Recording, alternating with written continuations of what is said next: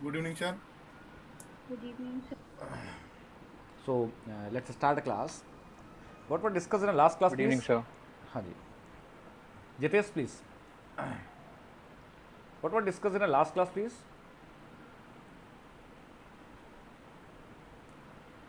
Anyone, please? हाँ जी. Sir, we had started after session of the contract and we had completed one section after that, 27. That is a recession of contracts. Jitesh, बाकी लोगों को आप लोगों को एक बार थोड़ा सा मैं वहाँ से स्टार्ट करता हूँ जो चीज़ें हमने छोड़ी थी. न्यू चैप्टर हमने डिस्कस किया था. चैप्टर कौन सा चैप्टर है? Fourth. Chapter 4 recession of contract. जैसा कि स्पेसिफिक परफॉर्मेंस के लिए आपने देखा कि स्पेसिफिक परफॉर्मेंस आप क्लेम करेंगे, ठीक है. और स्पेसिफिक परफॉर्मेंस में जो रिलीफ आप ले रहे हैं किसके लिए ले रहे हैं? For enforcing the performance of the contract. आप कॉन्ट्रैक्ट के बारे में बात कर रहे थे, कॉन्ट्रैक्ट की स्पेसिफिक परफॉर्मेंस कराने की बात कर रहे थे. लेकिन अगर आपको ये पता चलता है कि ये जो कॉन्ट्रैक्ट है, ये कॉन्ट्रैक्ट कैसा है, इसको अगर इन्फोर्स कराया जाए तो क्या होगा?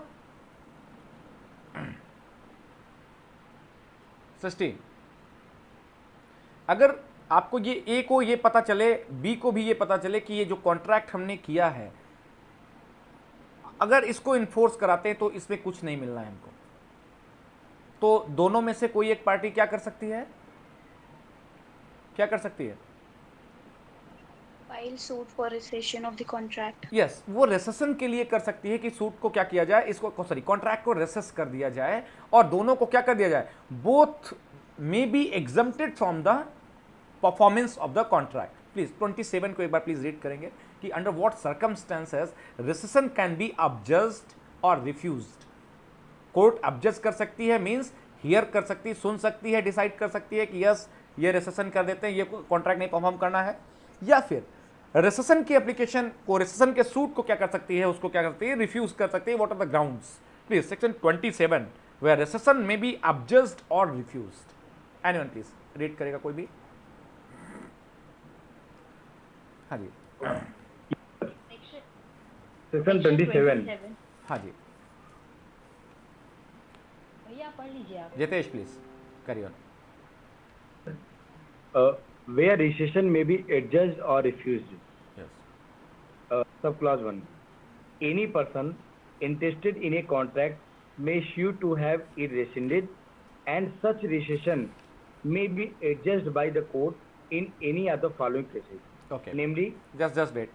Any person interested in the contract. Are you getting my point? Not only parties. क्यों? मेरी बात समझ रहे हैं आप लोग? Yes, sir. Means Yes, sir. any person interested in a contract may sue to have it rescinded. अगर किसी को लगता है कि ये कॉन्ट्रैक्ट किसी भी तरीके से उसका पार्ट है वो, और उसको इफेक्ट कैसा होने वाला है, एडवर्स इफेक्ट होने वाला है उस कॉन्ट्रैक्ट से, जो कि उसका रियल इंटेंशन था, वो इंटेंशन क्या है, वो रियल इंटेंशन उसमें नहीं बचा, सब्सटेंस नहीं बचा है उस कॉन्ट्रैक्ट में, और वो अगर कराया गया अगर गलती से परफॉर्म, तो उसमें क्या है, कोई बेनिफिट नहीं होना है. तो कोई भी व्यक्ति, any person who is interested in a contract may sue to have it rescinded. इसको रिसाइन करने के लिए वो सू कर सकता है. And such recession may be observed. Court क्या कर सकती है? डिस्क्रिशनरी पावर है. कोर्ट क्या कर सकती है? It is a discretionary. Court may observe और may refuse. Is it clear? हाँ जी सृष्टि.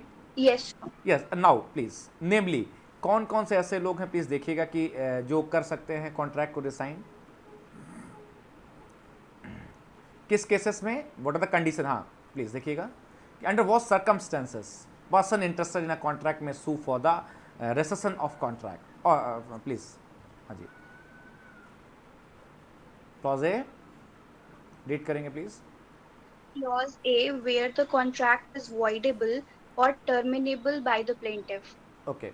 कैसा? And B, yes please where the सृष्टि पहला कॉन्ट्रैक्ट कैसा है, कैसा कॉन्ट्रैक्ट है? voidable or terminable. Voidable contract है. वाइडेबल कॉन्ट्रैक्ट कहां दिया गया है? कहीं पर दिया गया है? yes, sir. कहां पर डिफाइन है? Section section. सेक्शन कहाँ है? हाँ जी Srishti. Section 2I. Two I, yes, voidable contract. हाँ, इसके साथ ही वाइडेबल कॉन्ट्रैक्ट की डिफिनीशन आपको वहां पर मिलेगी, आप वहां पर देखेंगे। साथ अगर कॉन्ट्रैक्ट वाइडेबल है और क्या है, टर्मिनेबल बाय द, कैसा है, Plaintiff. प्लेंटिफ के बिहाफ पर वो टर्मिनेट किया जा सकता है, तो वो क्या कर सकता है, सूट फॉर रेसेशन फाइल कर सकता है। Now second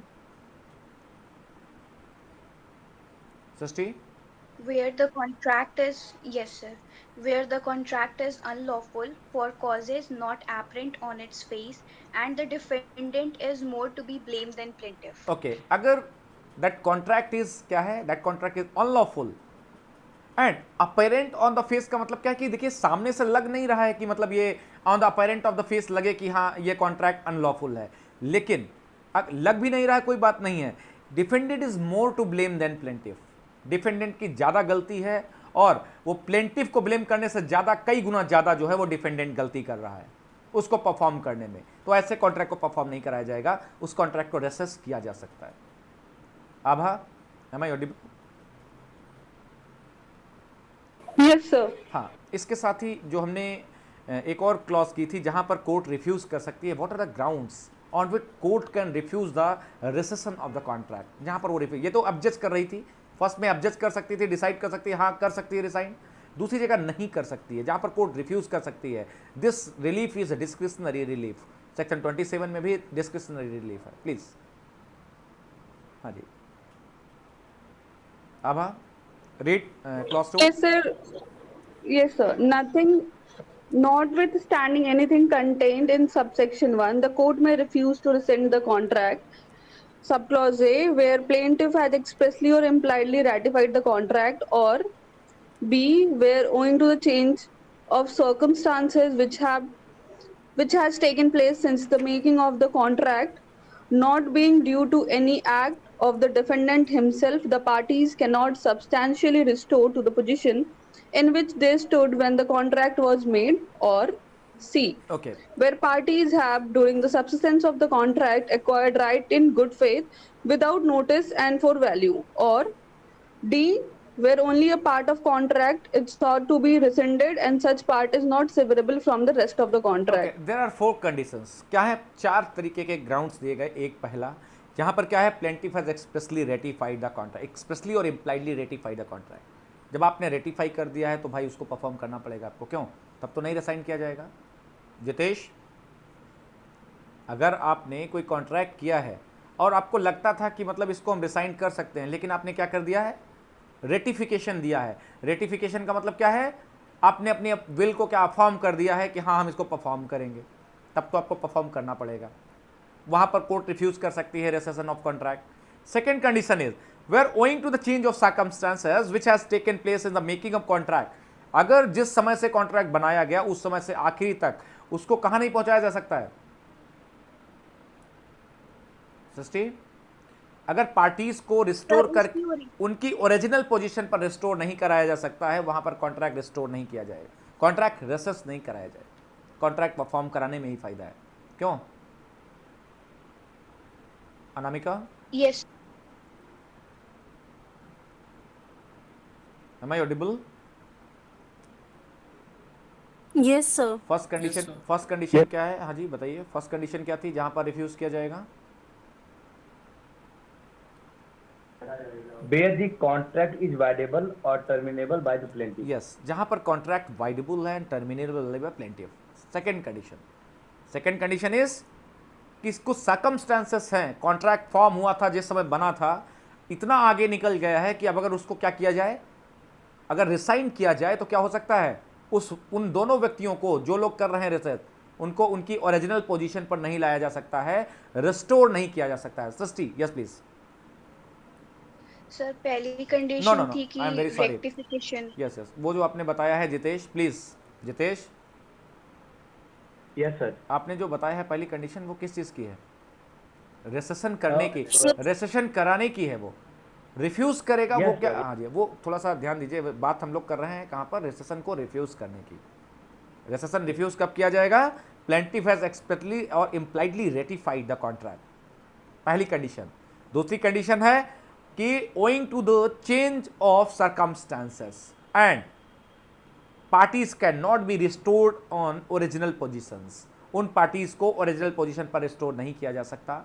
and third is, trustee please, third is where the third party have during the subsistence of the contract acquired rights in good faith without notice and for value. okay, it means third parties have during the subsistence of the contract acquired rights in good faith। जैसे आपने देखा होगा, एक बार मैं एक example दूंगा।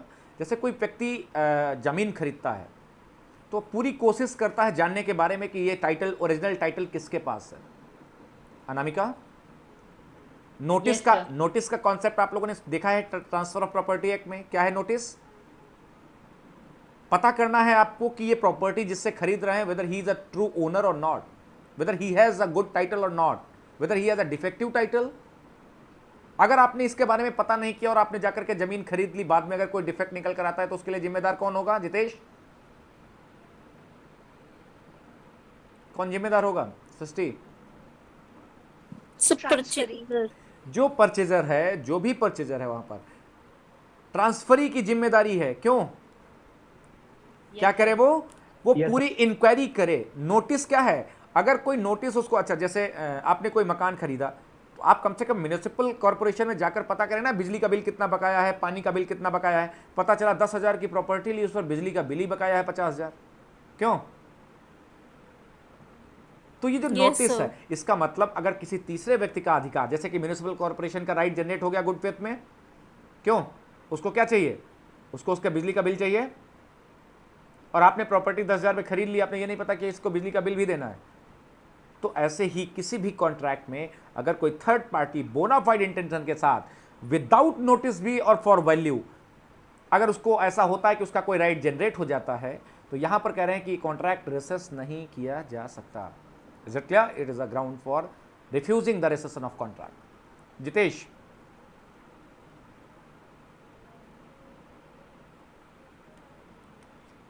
Priyanka, yes sir. समझ में आया आपको ये? जी सर जी। सोनाली, आप लोगों को समझ में आ रहा है ना ये चीज? रिफ्यूजल आपको समझ में आ रहा है कि किन ग्राउंड्स पे रिफ्यूज कर यस सकते, सर। किन ग्राउंड्स पे रिफ्यूज सर कर ये सकते? लास्ट डे भी आपने पढ़ा है तो बिल्कुल, काफी ज्यादा कोई, क्लियर हो। हाँ जी, कोई बात नहीं है, आपको दोबारा से हम वापस आगे ले आएंगे। नाउ फोर्थ एक बचा हुआ है, प्लीज आभा, लास्ट वाला बताइए क्या है जिसके पास रेसेशन रिफ्यूज किया जा सके। देखिए, ये आपको मैं बता रहा हूँ, एक बहुत इंफॉर्मेशन देता हूँ आपको। कल मैं कुछ क्वेश्चन सॉल्व कर रहा था दिल्ली जुडिशल सर्विसेज के, और आप समझ लीजिए कि इंटरोगेटरी, इंपाउंडिंग, प्रोडक्शन ऑफ डॉक्यूमेंट्स, और मैं आपको बता दूं, मुझे देख करके शॉकिंग लग रहा था कि जिन चैप्टर्स को मैंने अपने नोट्स में इंक्लूड किया हुआ है ना, दिल्ली जुडिशल सर्विसेज में प्री के क्वेश्चन उन्हीं चैप्टर से बनकर आए हुए हैं। कोई क्वेश्चन नहीं है जो कि नॉर्मल पूछा हो, रेस जुडिकाटा कहाँ दिया गया है, या फिर रेस सब जुडिस कहाँ दिया गया है, फॉरेन जजमेंट कहाँ दिया गया है। डायरेक्टली उन्होंने उन चैप्टर्स को उठाया है जिन चैप्टर्स के ऊपर नॉर्मल स्टेट के लोग क्या करते हैं, उनको क्या कर देते हैं, स्किप कर देते हैं। Jitesh, are you getting my point? Yes sir. जैसे आप अगर इंटरोगेटरी की बात करेंगे, एग्जामिनेशन ऑफ पार्टीज की बात करेंगे, या फिर आप इंपाउंडिंग प्रोडक्शन ऑफ डॉक्यूमेंट्स की बात करेंगे, इन ऑर्डर्स को ज्यादा लोग अंदर तक जाने की कोशिश नहीं करते हैं, सिर्फ ऊपर ऊपर छो के चले जाते हैं। लेकिन दिल्ली जुडिशल सर्विसेज या हरियाणा जुडिशल सर्विसेज, मैं लिख कर देता हूं कि ये लोग अंदर से ऐसे ही चैप्टर्स उठाते हैं जो चैप्टर्स नॉर्मल स्टेट के लोग उनको छूते नहीं है, क्योंकि क्या होता है, काफी लेंथी प्रोविजन होते हैं, उनको अगर एक बार भी आदमी पढ़ ले तो उनको याद हो जाते हैं, लेकिन ये लोग छूते नहीं। जो लोग छूते हैं वो लोग मेंस लिखते हैं। ठीक है, तो प्लीज़ आप लोग कंटेंट में मेरे जो भी दिया गया है, जो आपके पास कंटेंट है, उसको जरूर प्लीज़ पढ़िएगा। बहुत मेहनत की है मैंने उसमें, और उन्हीं चीज़ों को इंक्लूड भी मैंने किया हुआ है कि जो इंपॉर्टेंट है आपके लिए। हाँ, यहाँ पर जो फोर्थ ग्राउंड है, आभा प्लीज़ बताएंगे आप। Yes, sir. D. Where only a part of the contract is sought to be rescinded and such part is not severable from the rest of the contract. Okay, ये क्या है, doctrine of severability की तरीके से काम करता है। अगर पूरा कॉन्ट्रैक्ट है, उस कॉन्ट्रैक्ट में कोई पार्ट ऐसा है जो क्या है, अनलॉफुल है, किसी तरीके से परफॉर्म नहीं किया जा सकता है, लेकिन वो इस तरीके से क्या है, एक्सट्रिकेबली कनेक्टेड। एक्सट्रिकेबली कनेक्टेड मतलब बाहर नहीं किया जा सकता। आई थिंक, क्यों, क्या है, That cannot be separated from the rest. That cannot be separated. तो अगर कोई ऐसा पोर्शन है कि इसको हटा देंगे अगर तो कॉन्ट्रैक्ट की वैल्यू खत्म हो जाएगी। ऐसे कोई कॉन्ट्रैक्ट को स्पेसिफिक परफॉर्मेंस मींस रिसेशन नहीं किया जाएगा। इट मींस उसका स्पेसिफिक परफॉर्मेंस कराना ज़्यादा सही है, रिसेशन के लिए इसको रिफ्यूज कर दिया जाएगा। I think it's clear to all of you. And here contract means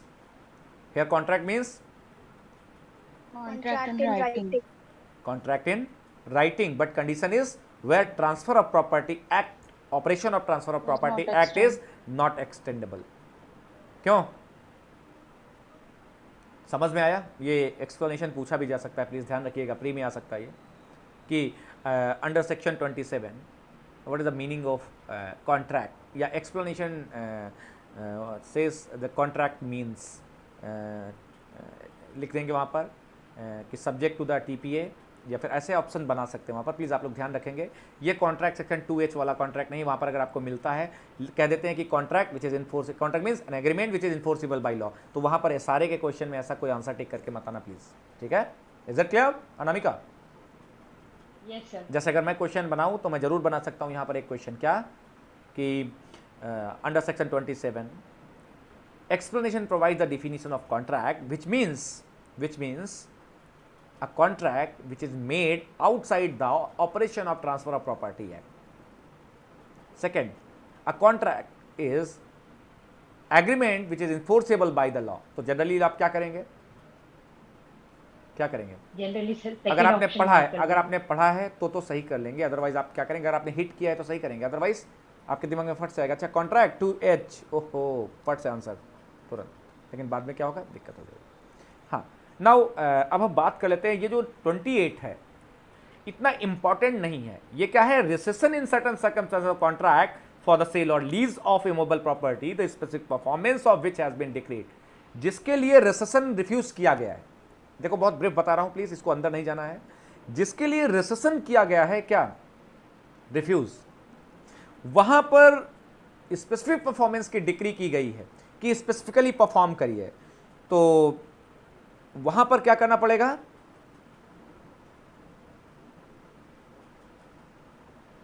please एक बार प्लीज इसको रीड करेंगे, पहला पैराग्राफ रीड कर लीजिए तो समझ में आ जाएगा।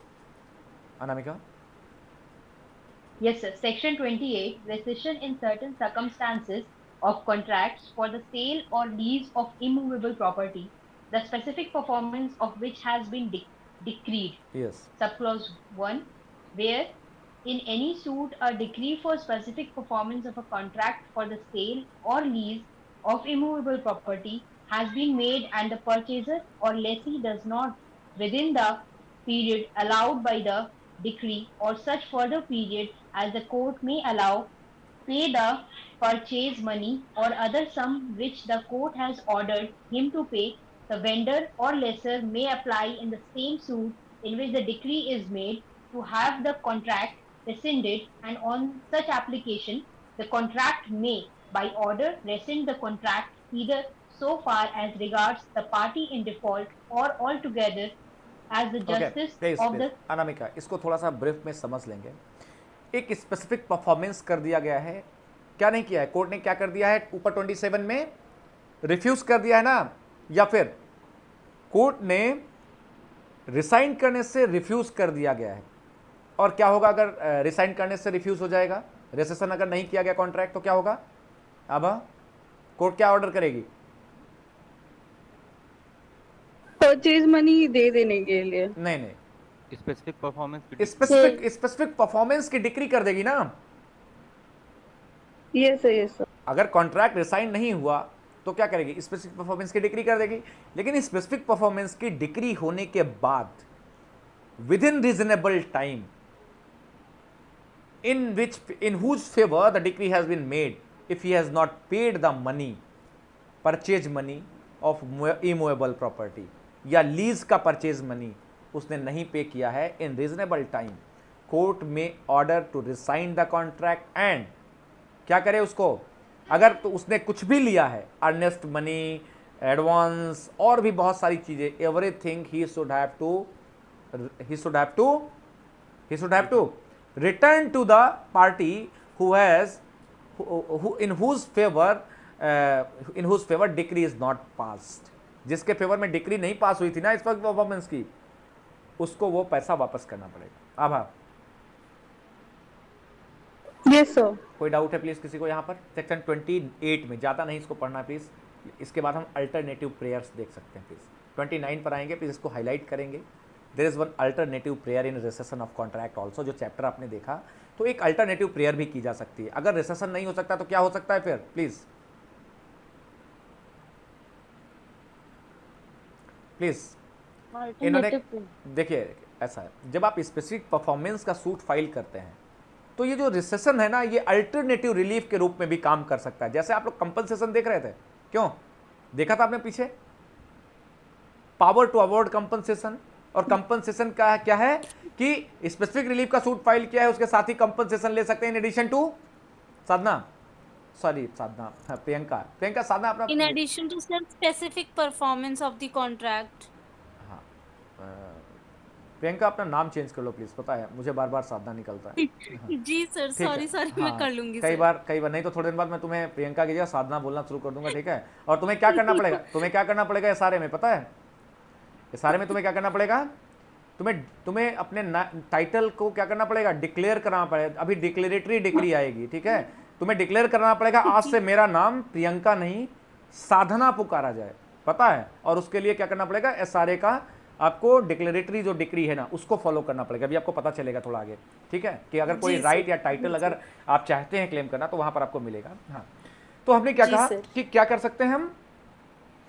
अल्टरनेटिव रिलीफ के रूप में भी हम रेसेशन को ले सकते हैं। प्लीज एक बार रीड करेंगे 29 को, देखिए याद रखिएगा, alternative relief, alternative prayer for recession in suit for specific performance means in a suit for a specific performance we can use alternative relief recession as a alternative relief under section 29। याद रखिएगा, भूलिएगा मत please. एक बार repeat, एक बार इसको read करिएगा provision तेजी से प्लीज सृष्टि। Yes, sir. हाँ जी। Section 29, alternative prayer for recession in the suit for a specific performance. Yes, A plaintiff instituting a suit for the specific performance of the contract in writing may pray in the alternative that if the contract cannot be specifically enforced, it may be resigned and delivered up to be cancelled, and the court, if it refuses to enforce the contract specifically, may direct it to be rescinded and delivered up accordingly. Okay please यहाँ पर एक चीज याद रखिएगा, 29 पे ही section 31 लिख लीजिए please. 31 में जो रिलीफ दी गई है वो भी यहाँ पर इंक्लूड की जा रही है। What alternative relief? रेसेशन और cancellation of instrument means if you filed any suit for a specific performance, you also can take alternative relief. You can also mention in the prayer alternative relief that if contract cannot be specifically enforced, then court may order for the alternative relief, that is a 27 rescission of contract, and 31 that is a cancellation of instrument or deliver that cancellation and deliver up to that document. अभी delivery की भी बात बताएंगे कैसा deliver होगा please. तो यहां क्या है? Order to be delivered up and cancelled. हाँ जी, एक बार प्लीज सृष्टि ब्रीफ करिए क्या आया 29 में, अल्टरनेटिव क्या रिलीफ दी गई है कि अगर कोई व्यक्ति स्पेसिफिक परफॉर्मेंस का सूट फाइल कर रहा है तो क्या कर सकता है वो? सर अगर 29 में देखा जाए स्पेसिफिक परफॉर्मेंस का सूट फाइल किया है और वहाँ पे स्पेसिफिक परफॉर्मेंस नहीं कराई जा सकती है, तो कोर्ट आइदर 31 में कैंसिल का ऑर्डर दे सकती है, 27 के अकॉर्डिंग दे सकती है। कौन करेगा? प्लेंटिफ करेगा? कौन करेगा इसके लिए? कौन रिलीफ मांगेगा? रिलीफ कौन मांगेगा? प्लेंटिफ रिटर्न में देगा प्लेंटिफ। प्लीज थोड़ा सा ध्यान दीजिए सृष्टि, थोड़ा सा वर्ड्स को पकड़िए आप। क्या है? Plaintiff instituting a suit for the specific performance, जो इंस्टीट्यूट कर रहा है। और कैसे? रिटर्न देना होगा आपको, ओरली नहीं कहना है सर। अच्छा चलिए सर, इसको सर एक काम करिए, कॉन्ट्रैक्ट बंद कर दीजिए, रेसेस कर दीजिए सर, इसको दोनों पार्टी को एग्जेम्प्ट कर दीजिए। नो, रिटर्न में आपको देना पड़ेगा, ठीक है? इसके साथ ही और कौन सी रेमेडी इसके साथ ही मिल सकती है, रिलीफ मिल सकती है? रेसेशन की अकॉर्डिंग टू 27, और उसके साथ अलग दूसरी और दूसरी है 31 के अकॉर्डिंग कैंसिलेशन। कैंसिलेशन एंड दो चीजें हैं, डिलीवर्ड अप एंड कैंसल्ड। हाँ जी, order it to be delivered up and cancelled, ठीक है? ये दो चीजें हैं, वैसे दो रेमेडी नहीं है, अभी बताएंगे इसका मतलब क्या है वहां पर।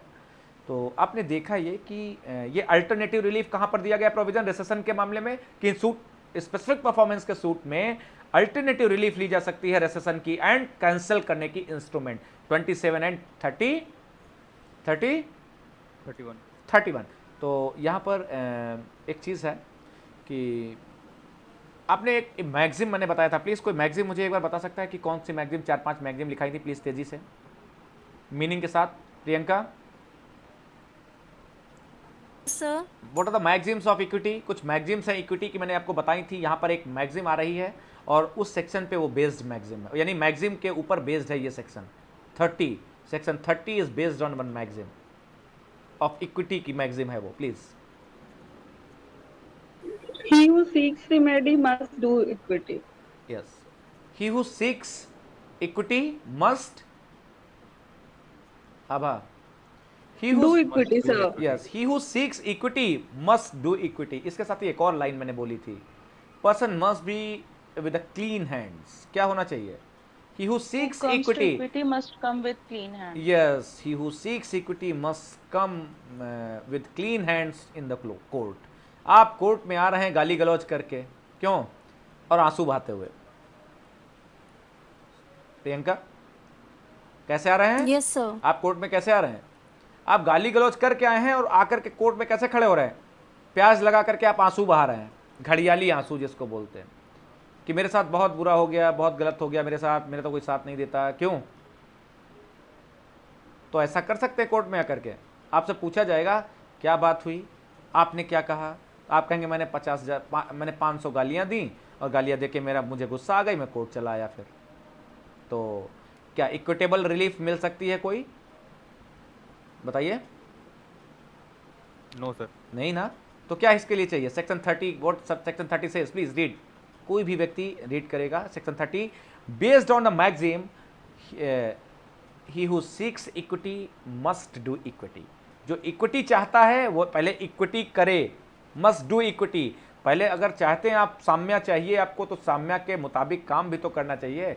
शांति से आते मेरे पास, बताते आके आपकी लड़ाई हुई है, मेरा ये नुकसान कर रहे हैं, ये कोर्ट भेजती किसी को, मैटर सेटल करती। आप गाली गलौज करके चले आ रहे हैं, आप मारते चले आ रहे हैं लोगों को, कोर्ट आकर के कह रहे हैं मेरे साथ गलत हुआ है और मैं ऐसा ऐसा करके आया हूँ। प्लीज, तो क्या है? He who seeks equity must do equity. This is the principle of equity law, okay, and it is included in the specific relief. वैसा मैंने कहा था ना, इक्विटी लॉ के बहुत सारे ऐसे प्रिंसिपल्स हैं जिनको इस सारे में इंक्लूड किया गया है। तो अगर क्वेश्चन आता है कि who seeks equity must do equity, section 30 is based on the maxim, नीचे 5 मैगजिम लिखी होंगी। आंसर क्या होगा please, Abha? He who seeks equity must do equity. इसको दिमाग में रख लीजिए, सेक्शन 30 में क्या लिखा है, क्योंकि क्वेश्चन पूछ देता है। और प्लीज आ जाए तो आप लोग ध्यान रखिएगा। हाँ, रीड करिएगा please Srishti, section 30। Yes, sir. Section 30, court may require parties resigning to do equity. On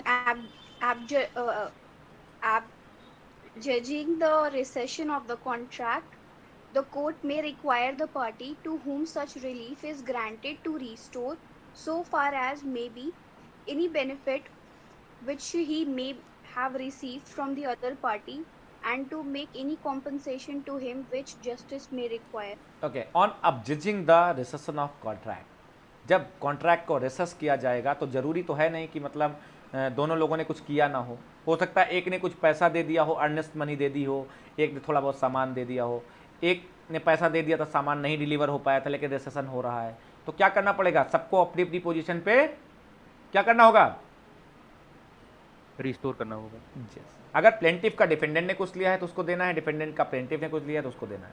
दोनों क्या करेंगे? अपने साफ हाथ करेंगे, ना मैंने आपसे कुछ लिया, ना उन्होंने मुझसे कुछ लिया, ना मैंने पार्टी से कुछ लिया, ना पार्टी ने मुझसे कुछ लिया।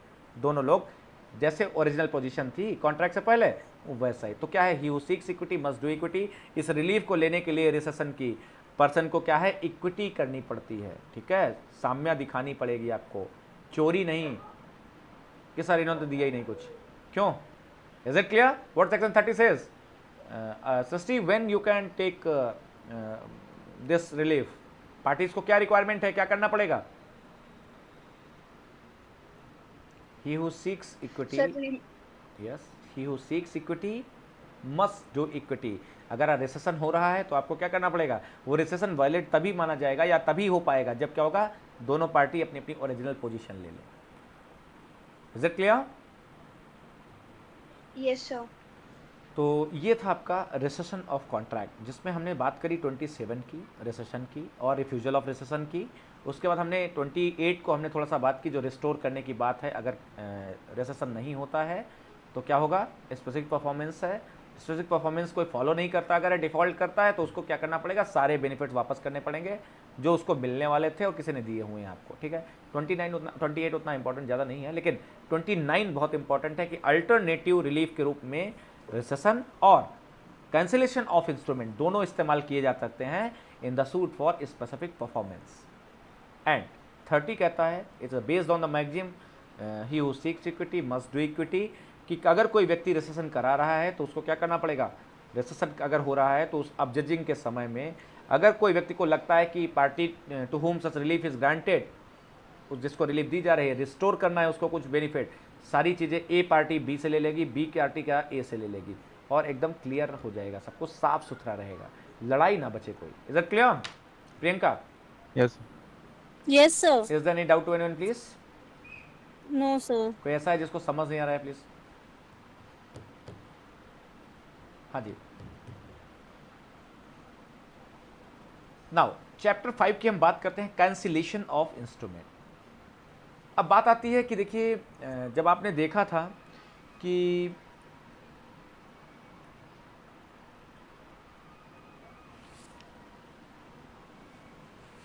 एक चैप्टर में आपने एक चीज़ देखी थी, क्या थी वो, जहाँ पर फ्रॉड और क्या होगा, किस जगहों पर इंस्ट्रूमेंट को रेक्टिफाई किया जाएगा, प्लीज बताइए। Sir, जहाँ पे fraud और mutual 26. of the parties. 26 में Section 26. सेक्शन 26 में रेक्टिफिकेशन ऑफ कॉन्ट्रैक्ट है, instrument not sorry contract, instrument कोई भी वो कॉन्ट्रैक्ट भी हो सकता है, ठीक है सस्ती।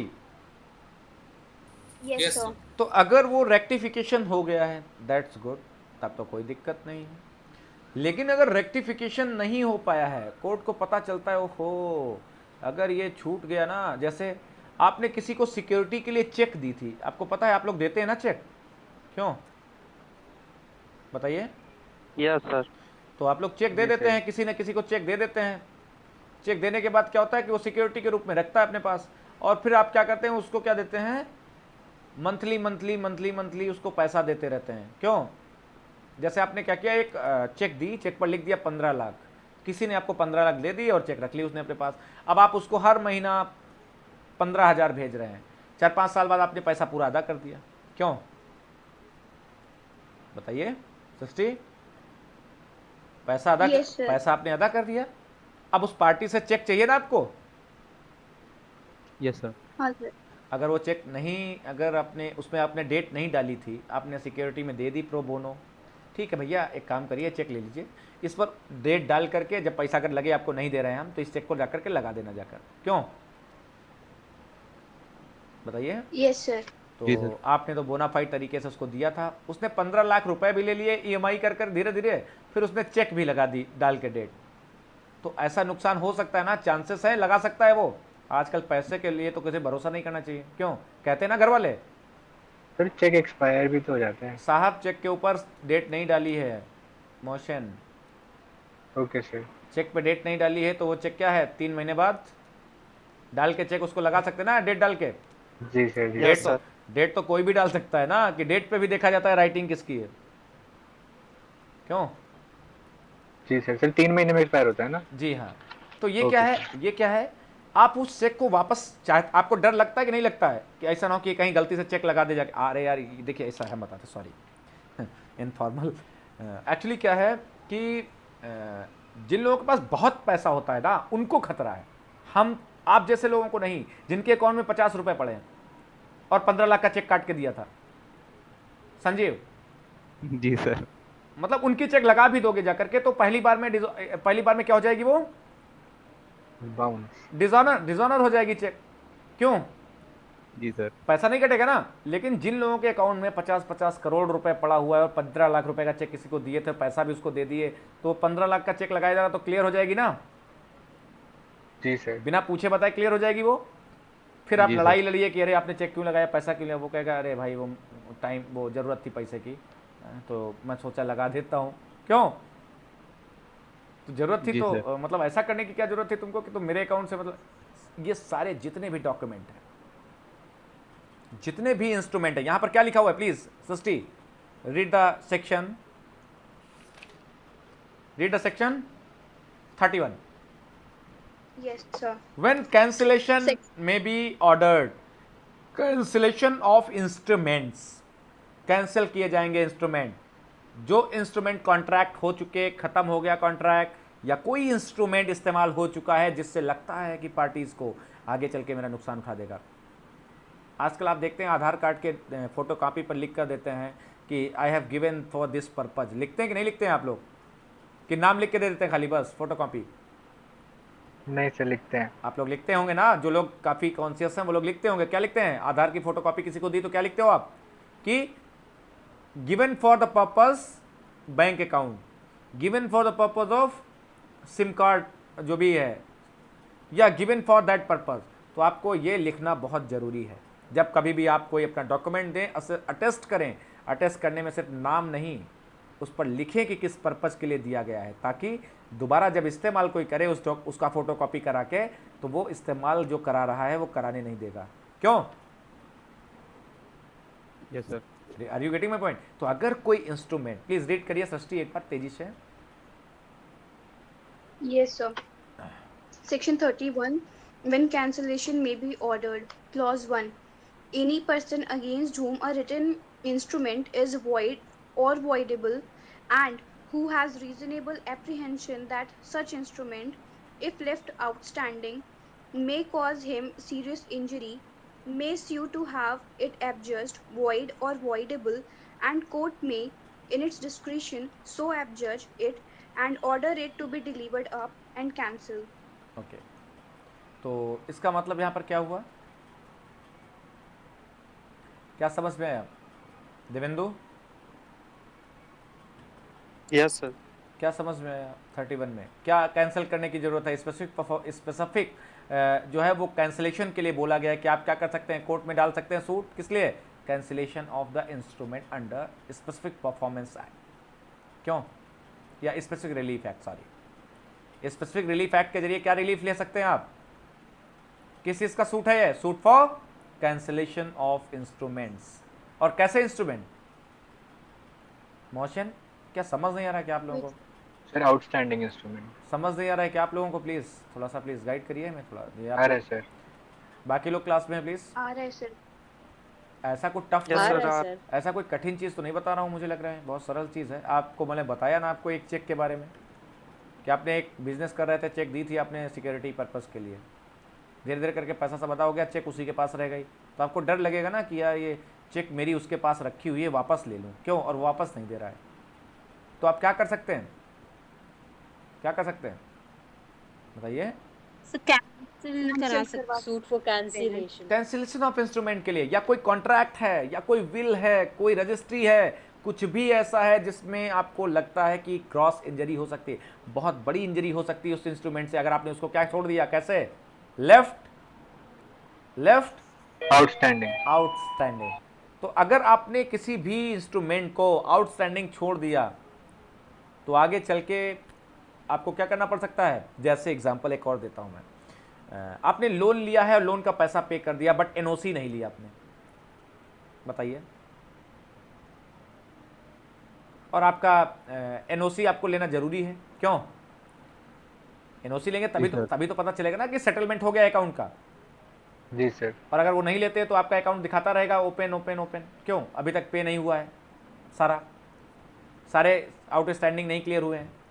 तो आगे जाकर के आप किसी के सामने बात करेंगे तो कहेंगे अरे आपको पता है 20 लाख का लोन लिए हुए हैं ये, ठीक है? आप कहें 20 लाख का लोन, वो तो मैं कब का लिया था और कब दे चुका हूं, अभी तक 20 लाख का लोन ऑनलाइन दिखा ही रहा है। तो आप क्या कर सकते हैं? इस तरीके की कोई भी डॉक्यूमेंट, कुछ भी कॉन्ट्रैक्ट, सारे कॉन्ट्रैक्ट क्या हैं? कोई इंस्ट्रूमेंट अगर आपको लगता है कि ये अनपरफॉर्म या ये लेफ्ट आउटस्टैंडिंग है, it may cause injury to you in any manner, आप उसको क्या कर सकते हैं, suit for cancellation of instrument डाल करके उसको कैंसिल करा सकते हैं। डिलीवर्ड अप टू, आप ले सकते हैं उसको, डिलीवरी भी एंड कैंसिल करा सकते हैं, दोनों चीजें आप करा सकते हैं। Is it clear? Yes sir. कोई Yes, डाउट sir. प्लीज, किसी को कोई Yes, डाउट है यहाँ पर? क्लॉज 2 रीड करेंगे प्लीज। इंस्ट्रूमेंट जो है वो रजिस्ट्रेशन एक्ट में अगर वो इंस्ट्रूमेंट रजिस्टर है तो कैसे उसको कैंसिल कराएंगे, एक प्रोसीजर भी दिया गया है, क्योंकि रजिस्ट्रेशन एक्ट के जरिए काफी डॉक्यूमेंट रजिस्टर किए जाते हैं, याद है आपको? तो इंस्ट्रूमेंट, डॉक्यूमेंट भी एक इंस्ट्रूमेंट ही है, क्यों बताइए? Yes, sir. तो कैसे Yes, sir. अगर वो रजिस्ट्रेशन एक्ट के जरिए कोई डॉक्यूमेंट रजिस्टर हुआ था तो वो ऐसे नहीं हो जाएगा कैंसिल, उसके लिए क्या करना पड़ेगा? प्लीज क्लॉज 2 रीड करेंगे।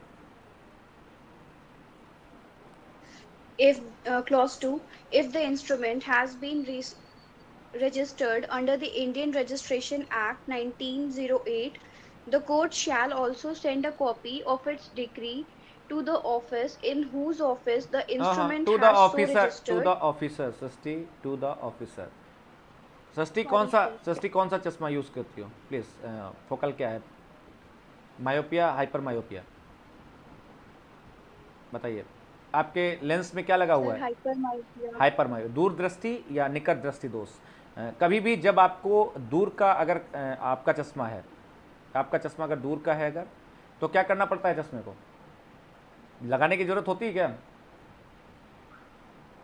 बताइए? No, sir. शायद नहीं। नजदीक का देखने के लिए दूरदृष्टि दोष के चश्मे को लगाने की जरूरत नहीं होती है। जब आप नजदीक होना, अगर मुझे पढ़ना हो ना ऐसे, तो मैं हटा सकता हूं और मैं आराम से इसको पढ़ सकता हूं ऐसे करके, देखो देखते हुए। लेकिन अगर मैं ये चश्मा लगा लूँ, ये दूरदृष्टि दोष का है, दूर तक का, तो फिर नज़दीक पढ़ूंगा ना तो मुझे बहुत वैसा दिखता है, फिर गलतियां होती हैं मुझसे। तो कभी भी नज़दीक का अगर आप देख रहे हैं तो अगर ऐसी गलतियां छोटी, मैं देख रहा हूँ लगातार आपको मैं कि आपसे वर्ड्स गलत हो जाते हैं, प्लीज़ तो इसको करेक्ट करिए थोड़ा सा, ठीक है? प्लीज़ रीड करिए सृष्टि, ऐसा तभी होता है आप, हाँ जी रीड करिए Sorry, Srishti. sir. It's okay, it's okay, Clause, हाँ रीड करिए। clause 2. हाँ जी। If the instrument has been registered under the Indian Registration Act 1908, the court shall also send a copy of its decree to the officer in whose officer, office in the whose instrument office, yes yes please, हाँ, in whose office whose office the instrument has been so registered, and such officer shall note on the copy of the instrument contained in his books the fact of its cancellation. Okay. अगर किसी registry के अगर registration, आपने देखा होगा कि अगर कोई डॉक्यूमेंट रजिस्ट्रार के यहाँ पर रजिस्टर है, रजिस्ट्रेशन एक्ट के जरिए जो रजिस्ट्रार है वहाँ पर कोई डॉक्यूमेंट रजिस्टर कराया गया है और आप चाहते हैं कि इस डॉक्यूमेंट को कैंसिल कर दिया जाए, मेरा नाम उसमें से हटा दिया जाए, मैं कोई जिम्मेदारी मेरी नहीं, मेरा इसमें कोई हिस्सा नहीं है, या मेरा हिस्सा है, हिस्सा है नहीं, हिस्सा नहीं है, और ये नाम मेरा गलत चढ़ा हुआ है यहाँ पर। अच्छा, याद है आपको पार्टनरशिप? क्यों पार्टनरशिप पे क्या था? अगर कोई पार्टनर एक्सपायर कर गया है या फिर कोई पार्टनर जो कि इनकैपेबल है, वो पार्टनरशिप फॉर्म में भाग नहीं ले रहा है, तो अगर वो चाहे अगर कि उस फॉर्म में जो डॉक्यूमेंट इंस्ट्रूमेंट जिस पर रजिस्टर है उसका नाम, क्या वो कैंसिलेशन डाल सकता है सारे के जरिए कि उसका नाम हटा दिया जाए? सृष्टि, सृष्टि Yes, sir. क्या कर सकता है? Yes, sir. वो हटवा सकता है नाम, नहीं हटवा सकता है वो फर्म के रजिस्टर पर से अपना नाम कि मैं इस फर्म का मेंबर नहीं हूं। हटवा सकते हैं। यस, जनरली क्या है, पार्टनरशिप कहता है कि नोटिस दे दीजिए तो पता चल जाएगा सबको, लेकिन अगर नोटिस देने के बावजूद भी और श्योर होना चाहते हैं कि मेरे ऊपर कोई कार्रवाई ना हो, कुछ ना हो, मेरा नाम काट दीजिए यहाँ से, ठीक है, मैं नहीं हूँ वो आदमी, अब मैं नहीं करता इनके साथ बिजनेस, तो आप क्या कर सकते हैं, कैंसिलेशन ऑफ इंस्ट्रूमेंट का सूट डाल सकते हैं। उस इंस्ट्रूमेंट में से आपको उस इंस्ट्रूमेंट को कैंसिल कर दिया जाएगा। अगर पार्टली कैंसिल करना है तो पार्टली, फुल्ली कैंसिल करना है पूरे कॉन्ट्रैक्ट तो पूरा कैंसिल कर देगा पूरा इंस्ट्रूमेंट, और अगर पार्टली कैंसिल करना चाहता है तो अंडर सेक्शन 32 इंस्ट्रूमेंट में भी पार्सली कैंसिल्ड। क्या लिखा हुआ है 32 में प्लीज? क्या लिखा हुआ है?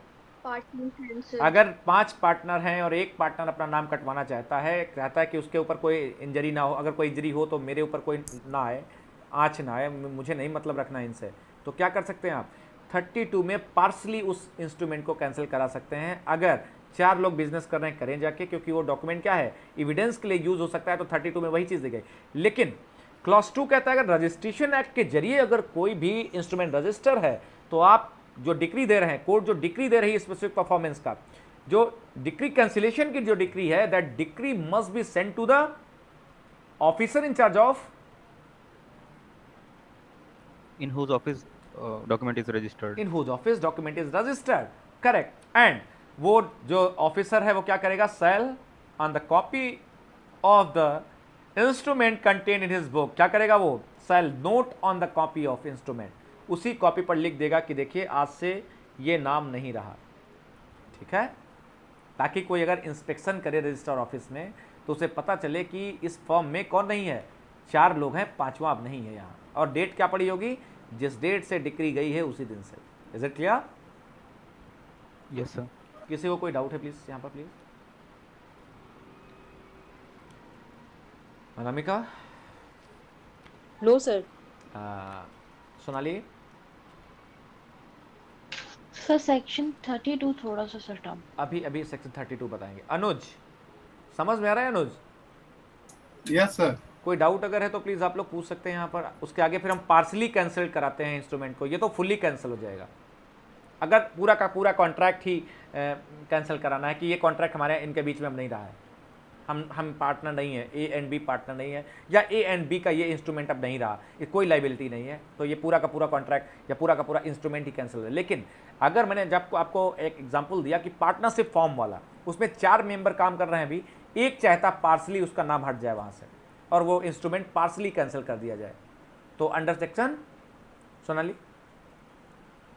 अंडर सेक्शन 32 यस, इसको भी ध्यान रखिएगा। When instrument may be partially cancelled, under which section instrument may be partially cancelled, and what are the circumstances in which instrument may be partially cancelled। तो क्या होगा circumstances जब उस instrument का यूज किस जगह हो रहा हो।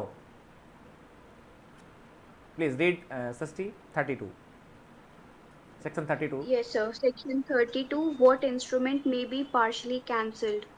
Where an instrument is evidence of different rights or different obligations, the court may, in proper case, cancel it in part or allow it to stand for the residue. Okay, क्या समझ में आया नामिका यहाँ पर?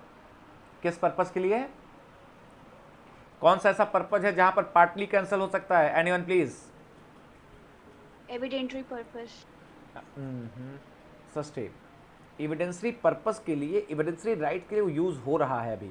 जैसे मैंने पार्टनरशिप फॉर्म बताया ना सस्टी, बाकी लोगों के लिए तो पार्टनरशिप फॉर्म है अभी, लेकिन 5 में से 4 ही मेंबर हैं, तो रजिस्टर ऑफिस जहां पर उसका पार्टनरशिप फॉर्म रजिस्टर है, वहां उसी रजिस्टर पर लिख दिया जाएगा कि ये अब ए जो है ये नहीं है, बी सी डी ई है। अब are you getting my point? Yes, sir. क्या है? हाँ जी बताइए।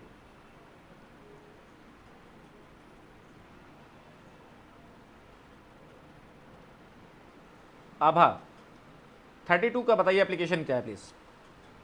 Yes, sir. 32 applies to those instruments where there are different rights and obligations are listed in those instruments, basically, as evidence. हाँ, अगर हम बात करें तो क्या है, जैसे मैंने आपको बताया एग्जांपल कि पार्टनरशिप फर्म रजिस्टर है, सबको पता है इसमें 5 मेंबर, और अगर कोई चाहे एविडेंसरी वैल्यू तो कॉपी ले सकता है जाकर के। अनुज याद है ना, पार्टनरशिप में इंस्पेक्शन कर सकता है, कॉपी ले सकता है कोई भी जाकर के, रजिस्टर ऑफिस में ओपन रहेगा रजिस्टर, देख सकता है कोई भी किस फॉर्म में कौन कौन है, कब फॉर्म बनी, बताइए। Yes sir. तो अगर उसका एविडेंस के रूप में यूज किया जा सकता है ना डॉक्यूमेंट का, रजिस्टर की फोटोकॉपी।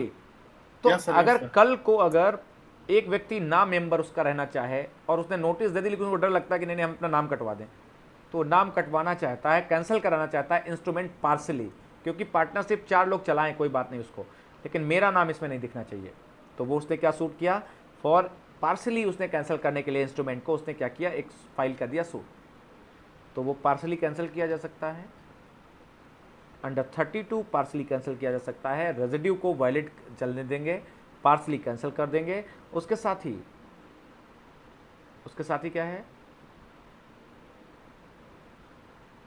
सृष्टि? सर इतना ही है, पार्टली कैंसिल कर देंगे और रेसिड्यू कंटिन्यू करेगा।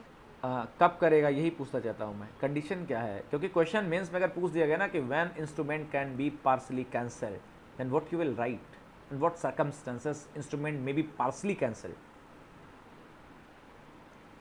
When instrument is evidence of rights and related to rights and obligations. Okay, rights and obligations, या फिर इसको एक तरीके से और कह सकते हैं when that instrument can be, where the instrument can be use for other person as a evidence. Okay, जहाँ पर एविडेंस के लिए किसी के राइट या लाइबिलिटीज को तय करने के लिए उसका यूज़ किया जा सकता है, वहाँ पर क्या है, पार्सली कैंसिल कर दिया जाएगा और उसको निकाल दिया जाएगा और कॉपी पर लिख दिया जाएगा ये आदमी नहीं। It's okay. नाउ मैंने आपसे बात की थी, शायद आपको याद है, मोहरी बीबी वर्सेस धर्मोदास। किसी को पता है केस? बताइए। Minus So minor and contract का माइनर का हाँ, माइनर्स कॉन्ट्रैक्ट की बात हुई थी। तो मोहरी बीबी धर्मोदास में एक कंटेंशन आया था कि भाई देखिए रेस्टोरेशन वाइड कॉन्ट्रैक्ट में होगा या नहीं होगा, ये बताइए। क्या कॉन्ट्रैक्ट अगर वाइड है तो जिम्मेदारी बनती है एक ही कि वो पैसा वापस करे? जैसे मोहरी बीबी धर्मोदास में देखा था, माइनर ने क्या किया था, पैसे ले लिए थे, क्यों बताइए? क्या स्टॉपेल लागू होता है वहाँ पर कि पैसा वापस करिए? गलत बोला आपने, आपकी एज तो 18 साल से कम है, आप कॉन्ट्रैक्ट नहीं कर सकते, आपने कॉन्ट्रैक्ट कर लिया, पैसा वापस करिए, नो। इसके साथ ही क्या स्पेसिफिक परफॉर्मेंस कराया जा सकता है क्या, या फिर स्पेसिफिक परफॉर्मेंस में कोई ऐसी चीज़ है जहाँ से उसको पैसे वापस करने की बात की जाए? अगर कॉन्ट्रैक्ट वाइड है, और कॉन्ट्रैक्ट वाइड है तो क्या कॉन्ट्रैक्ट इन्फोर्स हो सकता है क्या? क्यों? No sir. Sir Mohori Bibi में बोला गया था कि आप रिस्टोर कीजिए कॉन्ट्रैक्ट को अंडर सेक्शन 64 और 65 ऑफ द कॉन्ट्रैक्ट एक्ट, लेकिन बोला गया था कि अगर हम उस कॉन्ट्रैक्ट को अगर रिस्टोर करवा देंगे तो that means we are making a contract made by a minor valid, तो हम ऐसा नहीं कर सकते, बस हम रेस्टिट्यूशन कर सकते हैं अंडर सच केसेस। हाँ जी, तो यहाँ पर जो प्रोविजन है सेक्शन 33, प्लीज एक बार हेडिंग रीड करिए। सेक्शन 30 की हेडिंग रीड करें प्लीज, कोई भी। Section 33, power to require benefit to be restored and compensation to be made when instrument is cancelled or successfully resisted as being void or voidable. Okay please please, यहाँ पर एक चीज ध्यान देने वाली है कि वो इंस्ट्रूमेंट कैंसिल किए जाएंगे वो जो क्या हैं, वाइड हैं या फिर क्या हैं? सेक्शन 31 में कौन से इंस्ट्रूमेंट कैंसिल किए जा सकते हैं? कौन से इंस्ट्रूमेंट? वॉइड और voidable. void or voidable. Yes. हाँ प्लीज प्रियंका बताइए। सर यही बता रही थी कि सर जो इंस्ट्रूमेंट्स वॉइड और वॉइडेबल हैं उन्हें ही कैंसिल करवाया जा सकता है। हाँ जी, तो जब वाइड एंड वाइडेबल को कैंसिल कराया जा सकता है तो उनसे लाइबिलिटी भी कुछ निकल कर आएगी बाहर, क्यों? क्योंकि कैंसिल करवा रहे हैं, कॉन्ट्रैक्ट वाइड वाइडेबल है, लेकिन कुछ लाइबिलिटी भी तो निकलेगी, कोई किसी ना किसी से कुछ बिजनेस तो कर ही चुका होगा ना तब तक, क्यों? Yes sir. तो फिर अगर किसी ने किसी के साथ कोई अगर ट्रांजेक्शन कर लिया है तो उस ट्रांजेक्शन से किसी को नुकसान भी फायदा होगा। और जब कॉन्ट्रैक्ट जो तुम्हारा इंस्ट्रूमेंट है, अगर इंस्ट्रूमेंट को अगर कैंसिल करा दिया है तो वो रिस्टोर करने पड़ेंगे ना बेनिफिट, जिसने भी वो बेनिफिट लिए हैं पार्टीज। प्लीज रीड करिए एक बार सेक्शन 33 को, clause 1। Clause 1. On adjudging the cancellation of an instrument, the court may require the party to whom such relief is granted to restore, so far as may be, any benefit which he may have received from the other party, and to make any compensation to him which justice may require. जैसे आपके हाथ में एक instrument है, आपने एक contract किया, एक कॉन्ट्रैक्ट आपको पता चला एक गलत कॉन्ट्रैक्ट हो गया है, मेरा नुकसान हो जाएगा इसमें, या फिर ये वाइड है या वाइडेबल है, तो आपने कैंसिलेशन के लिए एप्लीकेशन दे दी, क्यों? अंडर सेक्शन 31, क्यों प्रियंका? Yes sir. आपने क्या किया? Yes sir. आपने क्या किया? आप ए एंड बी ने कॉन्ट्रैक्ट किया, लेकिन ए को रात में लगा कि अरे ये तो गलत कॉन्ट्रैक्ट कर लिया है, इसमें तो बहुत बड़ा नुकसान हो सकता है मुझको, और ये कॉन्ट्रैक्ट तो वाइड है या वाइडेबल है। आप सुबह उठकर कोर्ट चले गए, क्यों? कोर्ट में आपने स्पेसिफिक रिलीफ में क्या कर दिया? 31, सेक्शन 31 का आपने सूट कैंसिलेशन ऑफ इंस्ट्रूमेंट डाल दिया, तो कोर्ट ने देखा कि अच्छा ये करेक्ट है, तो वाइडेबल है, वाइड है, अच्छा कोई भी एक कंडीशन इसमें, कोर्ट ने क्या कर दिया, कैंसिल कर दिया इंस्ट्रूमेंट को, Srishti. And court, what court will do with the cancellation, section 30 कहता है कि कैंसिलेशन तो करेगा ही, उसके साथ और क्या कर सकता है, what he can do, restoration. Please एक बार रीड करिए आप। अब judging the cancellation of instrument, अब जजिंग मींस जब कोर्ट अब जज कर रही थी, अब निर्णित कर रही थी किसी इंस्ट्रूमेंट को, उस समय प्लीज रीड करिए सृष्टि तेजी से। Yes, sir. On adjudging the cancellation of an instrument, the court may require the party to whom such relief is granted okay please to अब restore. आपने रिलीफ मांगी है, to whom who has asked for relief, plaintiff ने रिलीफ मांगी ना कि सर कैंसिल कर दीजिए, तो कोर्ट ने कैंसिल कर दिया। जिसने रिलीफ मांगी है, कोर्ट उससे क्या उम्मीद करेगा, restore the things which you have taken. Srishti read करिए आगे। To restore so far as may be any benefit which he may have received from the other party, and to make any compensation to him which justice may require. Okay, it means not only restoration, with compensation। 33 में clause 1 में क्या समझ में है, कोई मुझे बताएगा, कि ये सेक्शन बहुत इंपॉर्टेंट है, प्लीज इसको समझ लीजिए कि प्री में आने वाला भी है। क्या है, कैंसिलेशन करते समय डॉक्यूमेंट को क्या देना पड़ेगा, कोर्ट क्या कर सकती है आपको, अगर समझती है कि जस्टिस के लिए इसको करना जरूरी है, तो वो कंपनसेशन भी आपसे कह सकती है, आपके फेवर में कैंसिल किया ना, आपने कहा कैंसिल कर दीजिए, ठीक है, वाइडेबल है, वाइड है, इट्स ओके, कैंसिल कर देते हैं, लेकिन प्लीज़ एक काम करिए, जो पैसा आपने लिया है वापस करिए, और पैसा ही नहीं, अगर कोई नुकसान हुआ है उसको, या किसी तरीके से जस्टिस रिक्वायर है वहाँ पर, तो आपको कंपनसेशन भी देना पड़ेगा, सेक्शन 33 क्लॉज 1। ये किस कंडीशन में है, जब इंस्ट्रूमेंट का क्या है, वाइड एंड वाइडेबल है। अब आगे बात करते हैं प्लीज। हाँ जी, वेयर डिफेंडेंट, Clause 2. हाँ जी, Where the defendant successfully resists any suit on the ground yes, A. That the instrument sought to be enforced against him in the suit is voidable, the court may, if the defendant has received any benefit under the instrument from the other party, require him to restore, so far as may be, such benefit to that party or to make compensation for it. Okay, same चीज़ है कि आपको defendant को भी restore करना पड़ेगा, इसमें कुछ बहुत ज़्यादा कुछ नहीं पढ़ना है प्लीज़, बी इम्पॉर्टेंट है क्लॉज, डिफेंडेंट को भी वही सारी चीज़ें कंपनसेशन देना वापस करना पड़ेगा अगर डिफेंडेंट रेसिस्ट करता है तो। Is it clear Srishti? Yes, sir. क्या है, दोनों पार्टीज के लिए एक ही चीज़ लिखी गई है कि देखिए कैंसिलेशन के लिए आपने कहा ना वाइड और वाइडेबल है ना इंस्ट्रूमेंट, इट्स ओके, हम कर देते हैं कैंसिल, कोर्ट ने कैंसिल कर दिया सेक्शन 31 में, सेक्शन 31 नहीं, कहाँ पे करेगा वो, सेक्शन 31 में उसने कैंसिल कर दिया, यस नहीं, सेक्शन 31 में कैंसिल करेगा, 33 में वो क्या करेगा, कैंसिलेशन के साथ साथ क्या ऑर्डर कर सकता है अब जजिंग के समय, रिस्टोरेशन एंड कंपनसेशन, रेस्टोरेशन और कंपनसेशन, और रेस्टोरेशन विद कंपनसेशन दोनों ही कर सकता है, ठीक है। वो डिफेंडेंट और प्लेंटिफ कोई भी रेसिस्ट अगर करता है तो दोनों को क्या करना पड़ेगा, रेस्टोर करना पड़ेगा पोजीशन दूसरे आदमी की, ठीक है, अगर आपने कुछ लिया है तो। इसके साथ ही बात आती है कि कॉन्ट्रैक्ट एक्ट के लिए स्पेसिफिक लिखा गया है यहाँ पर कि ये सेक्शन 11 की तरफ कैसे मूव करेगा, इसका रिलेशन 11 के साथ क्या, अगर कोई माइनर करता है, वाइड एबेनिसियो कॉन्ट्रैक्ट है, आपने जानबूझ के माइनर के साथ किया हुआ कॉन्ट्रैक्ट और वो वाइड है, तो वहां पर क्या होगा प्लीज। हाँ जी, B.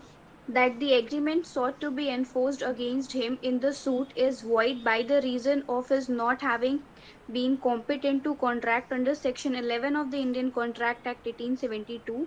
The court may, if the defendant has received any benefit under the agreement from the other party, require him to restore, so far as may be, such benefit to that party to the extent to which he or his estate has benefited thereby. Okay, तो यहाँ पर क्या है, अगर agreement क्या है वो, the agreement sought to be enforced against him in the suit is void by reason of his not having been competent। अगर कोई माइनर है, यानी कि माइनर की बात यहाँ पर नहीं लिखी गई है, यहाँ पर क्या लिखा गया है प्लीज थोड़ा ध्यान दीजिए, not competent to contract under section 11, तो कोर्ट क्या कर सकती है, हाँ जी, Order to restore any such benefit received. उस एग्रीमेंट में क्या करना पड़ेगा Abha? Am I audible Abha?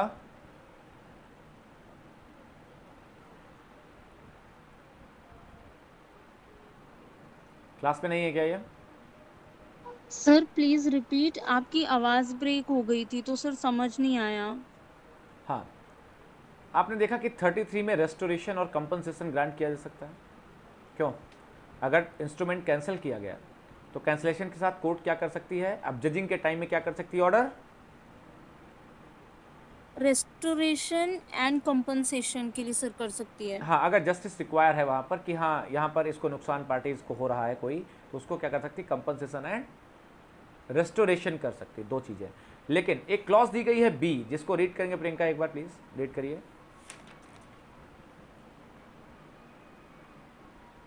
Okay, sir. That the agreement sought to be enforced against him in the suit is void by reason of his not having been competent to contract under Section 11 of the Indian Contract Act. The court may, if the defendant has received any benefit under the agreement from the other party, require him to restore so far as may be such benefit to that party to the extent to which he or his state has benefited thereby. Okay please, यहाँ पर मुझे कोई बता सकता है मोहरी बीवी धर्मोदास में माइनर को क्यों नहीं दिलाया गया यहाँ पर कंपनसेशन? जब बी कह रहा है तो क्या डिफरेंस क्या है यहाँ पर? प्रियंका, मोहरी बीवी में माइनर था ना Yes, sir. सृष्टि? सर इसलिए नहीं दिलवाया गया Yes, क्योंकि sir. फिर वो उसका मतलब यही हो जाता कि कॉन्ट्रैक्ट एनफोर्स हो रहा है। अरे साहब, जब स्पेसिफिक रिलीफ में दिया गया है तो ये क्यों नहीं, रिलीफ क्यों नहीं दी गई? उसको मिलना चाहिए था ना, जो पैसा उसने दिया था वापस करना चाहिए था उसको, माइनर को। सृष्टि, Yes, sir. स्पेसिफिक रिलीफ में लिखा हुआ है ना कि एग्रीमेंट है और वो इन्फोर्स करा दिया जाएगा। और यहाँ पर क्या? बट हाँ जी, सर बट यहाँ पे तो ये भी लिखा है ना, suit is void by the reason that he is not तो competent he is not competent. Because sir already void ab initio sir है ना सर, क्योंकि वो तो नो नो, मतलब माइनर है। बिल्कुल बिल्कुल, तो वो माइनर है तो ठीक तो कह रहे हैं कि अगर एग्रीमेंट हुआ है और वो क्या है, माइनर की वजह से वो इनकॉम्पिटेंट है, तो उसको क्या देना पड़ेगा? Yes sir. क्या देना पड़ेगा उसको?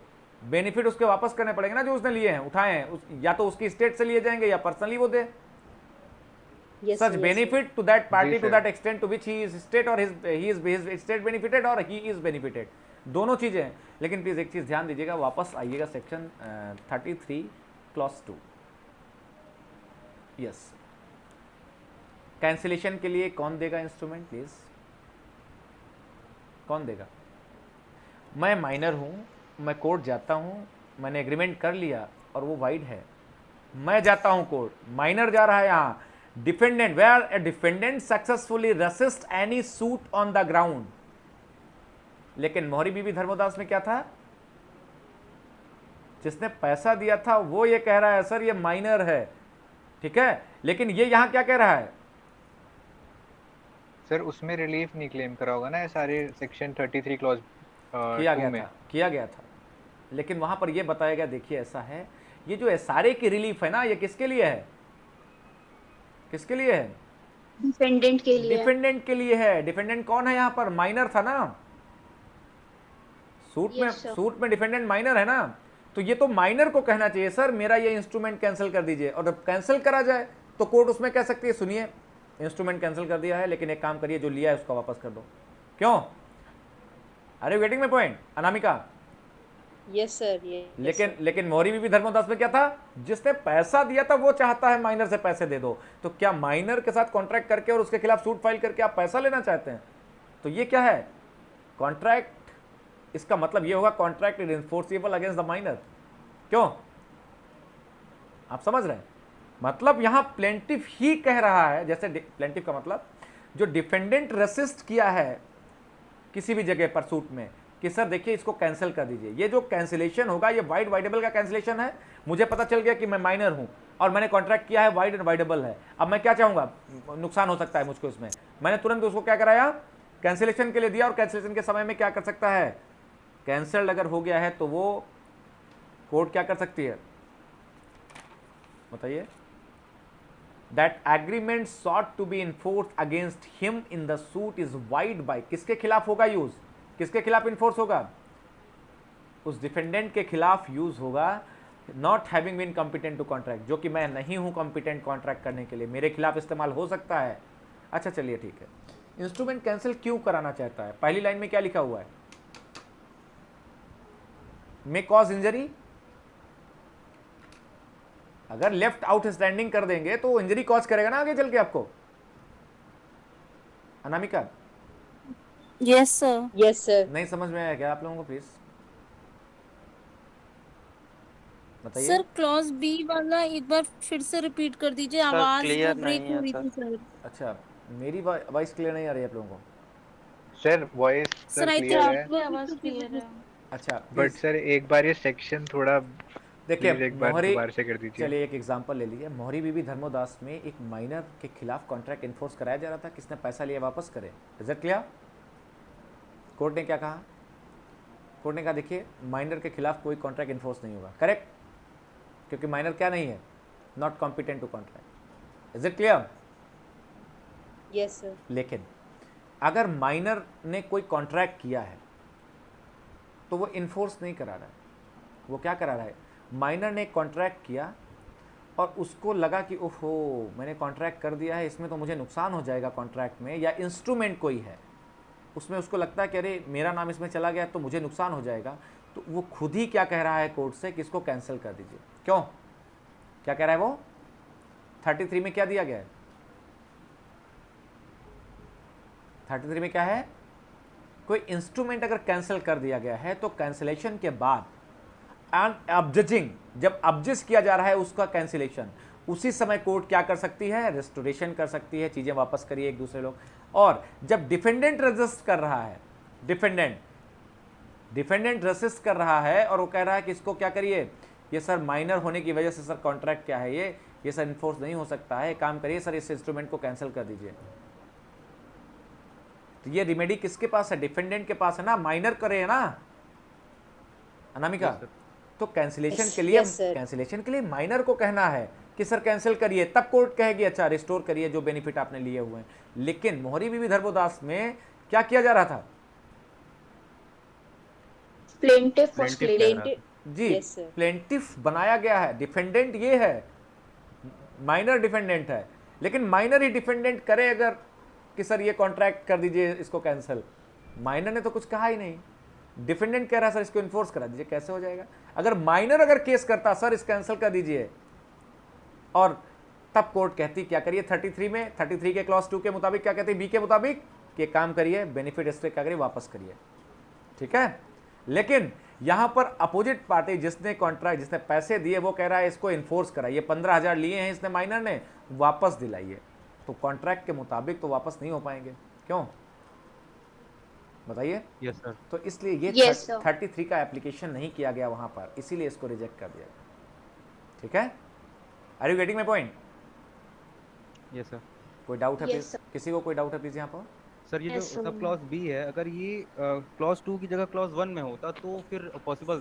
बिल्कुल बिल्कुल बिल्कुल, प्लेंटिफ के लिए अगर होता ना कि कोई भी व्यक्ति, समझ रहे हो, तो वो इसलिए ही, और इसी आप अच्छा एक चीज़ और है, आप लोग मोहरी बीबी वर्सेस धर्मोदास केस में आज थोड़ा सा सर्च करके 33 का एप्लीकेशन सारे का क्यों नहीं हुआ इसको पढ़िएगा, ठीक है। अगर कोई डाउट है आप लोगों को तो आप मोहरी बीबी में जाकर के क्या कर सकते हैं, 33 का डाउट क्लियर करेंगे। अगर आप लोगों को लगता है कि नहीं ये होना चाहिए था और देना चाहिए था, उसको रिस्टोर करना चाहिए था, 15,000 लिए हैं आपने, माइनर हैं, तो क्या हुआ, आप अपनी जमीन बेच के दीजिए, उसका पैसा वापस करिए, तो ये 33 का एप्लीकेशन क्यों नहीं हुआ, आपको मेरी बात समझ में आ जाएगी। Are you getting my point Anamika? Yes sir. किसी को कोई डाउट है प्लीज, समझ में आपको आया होगा कुछ जो मैं बताना चाहता हूँ, शायद क्लियर करना चाहता हूँ। मोशन जी सर, शायद समझ में आया होगा तुम्हें, कोई डाउट अगर है तो प्लीज़ पूछ लीजिए, अभी पूछ लीजिए, अगर नहीं समझ में आया बाद में मत करना किसी मैसेज में कि अरे मुझे समझ नहीं आया क्या सर कह रहे थे। बताइए अनुज। Yes sir. बताइए बताइए। कनिका क्लास में है? समझ में आया। कनिका क्लास में है? Yes sir. समझ में आ रहा है कनिका तुम्हें? हाँ जी सर। ओके, अगर नहीं समझ में आ रहा है किसी को तो प्लीज़ यहाँ पर पूछ लेंगे, डिस्कस कर लेंगे तो आपको ज़्यादा समझ में आ जाएगा।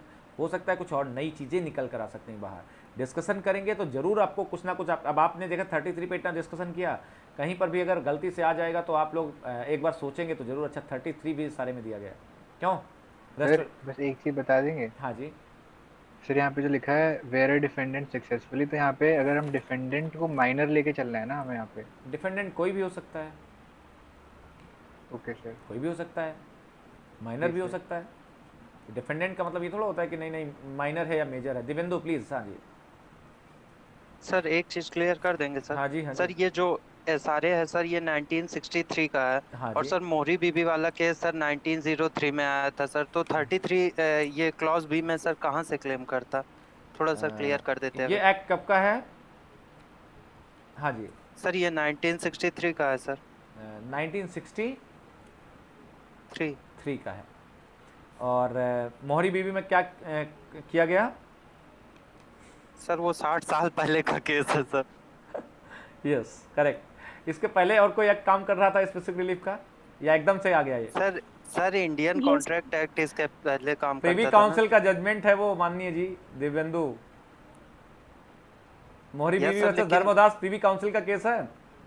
तो सिमिलर लॉ इससे पहले कोई काम कर रहा था कि नहीं कर रहा था?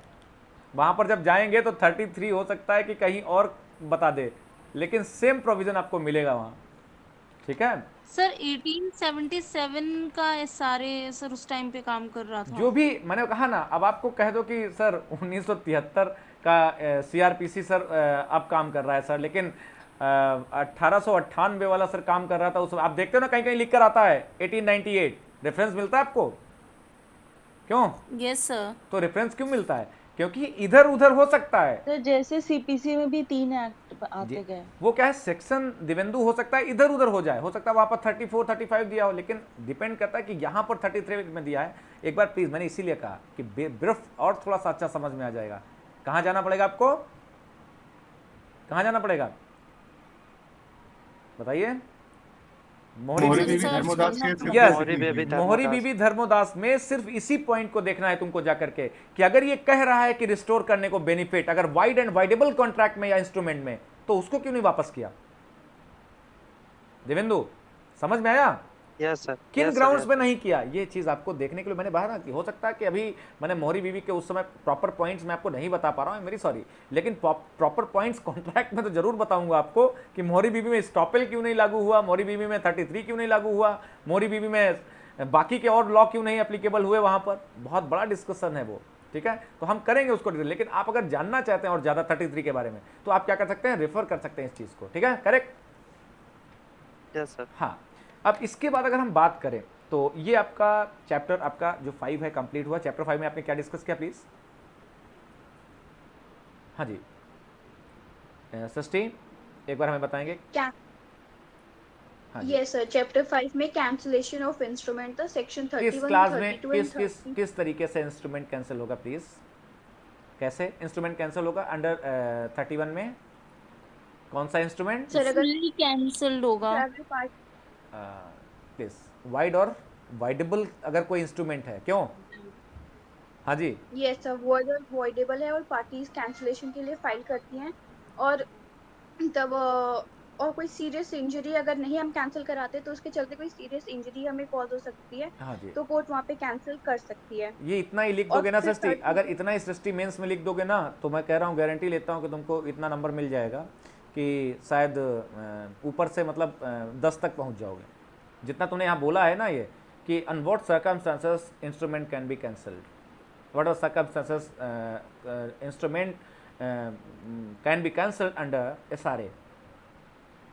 तो इतना जितना बता दिया तुमने कि sir where voidable and void instrument parties may file a suit under section 31 and क्या उसका प्रोज एंड कॉन्स हो रहा है। If left outstanding it may cause injury, it may cause grave injury to the parties they may file. इतना में जितना याद ही नहीं रह जाता है, दिक्कत तो यही है। ये इतना अगर याद रह जाए तो आदमी 5 पन्ने लिख दे। क्यों दिवेंदु? इलाहाबाद का अगर कोई स्टूडेंट है तो कहानी लिख देगा।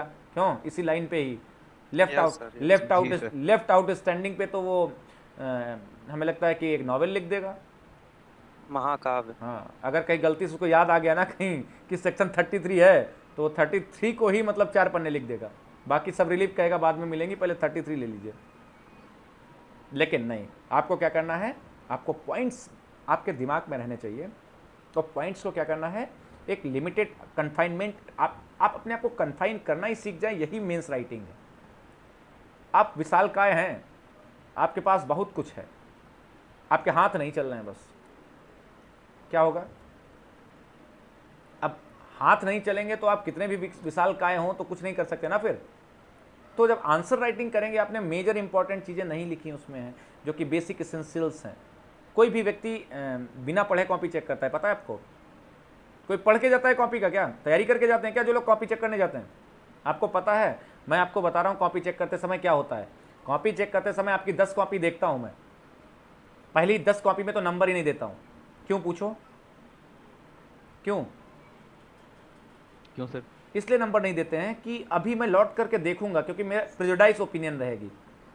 एक कॉपी देखा लिखा मैंने, बहुत अच्छा लिखा, ओहो इसको 90, 70, 80, नो, किसी को 80, 90 नहीं, वो भी छोड़ दी। 2, 3, 4, 5, 6, 7, 8, 10 कॉपी देखने के बाद मुझको प्रॉपरली क्लियर हो गया इसका आंसर ये होना चाहिए, क्योंकि तुम सब ढूंढ के लिखते हो ना। क्यों सृष्टि? जैसे सृष्टि ने कुछ इंपॉर्टेंट चीज लिखी, संजीव ने कुछ इंपॉर्टेंट लिखा, साधना ने कुछ इंपॉर्टेंट लिखा, दिव्येंदु ने कुछ इंपॉर्टेंट लिखा।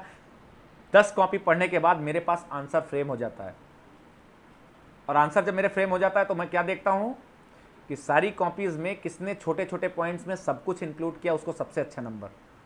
क्यों दिव्येंदु? जी सर।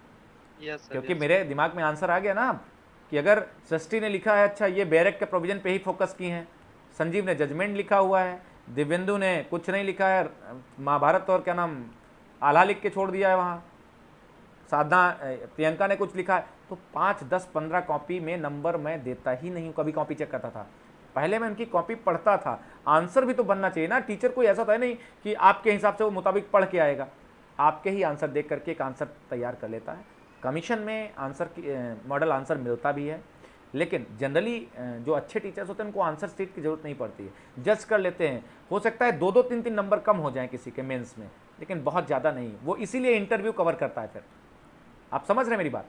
जैसे कि मैंने हो सकता है संजीव को 76 दे दिया या सृष्टि को दे दिया 73, तो सृष्टि अगर आउटस्टैंडिंग परफॉर्मेंस इंटरव्यू में करेंगी, अगर इनके नॉलेज को मैं नहीं जज कर पाया यहाँ पे, तो इंटरव्यू में पक्का श्योर है संजीव पीछे आ जाएंगे, क्योंकि संजीव जो लिख रहे हैं शायद वो बोल नहीं सकते हैं, या फिर सृष्टि जो बोल रही है वो उसने लिख नहीं पाया था वहाँ पे। Are you getting my point? तो आप लोगों को ब्रीफ में थोड़ा सा चीज़ों को रखना है। हाँ सृष्टि, आपने जो बताया मुझे कि कैसे कैंसिलेशन कर सकते हैं इंस्ट्रूमेंट का, तो वाइड एंड वाइडेबल कोई भी इंस्ट्रूमेंट अगर है, कोई भी पार्टी जा सकती है कैंसिलेशन के लिए, अगर उसको लगता है कि ये क्या है, ग्रेव इंजरी कर सकता है। अगर if it is left if it left क्या लिखा हुआ, it is left outstanding, it may cause grave injury, तो अगर ऐसा है तो वो करा सकता है। It's okay. 31 में अगर बड़ा सा एक डॉक्यूमेंट है जैसे पार्टनरशिप फॉर्म, एक आदमी निकलना चाहता है इंस्ट्रूमेंट से बाहर, ठीक, तो पार्सली इंस्ट्रूमेंट को वो करा सकता है। और वो क्या करेगा, कोई रजिस्ट्रेशन एक्ट के जरिए अगर कोई इंस्ट्रूमेंट रजिस्टर है तो वो क्या करेगा, एक डिक्री को कॉपी डिक्री की भेज देगा, सर इनका नाम हटा दीजिए वहाँ पर से, रजिस्ट्रार वहाँ पर जो बैठा होगा उसको हटा देगा। It's okay. रजिस्ट्रेशन एक्ट में वो क्या करेगा, डिक्री भेजेगा, तब जाकर रजिस्ट्रार उसको हटाएगा, मुंह से बोल करके वो नहीं हटाएगा। Is it clear?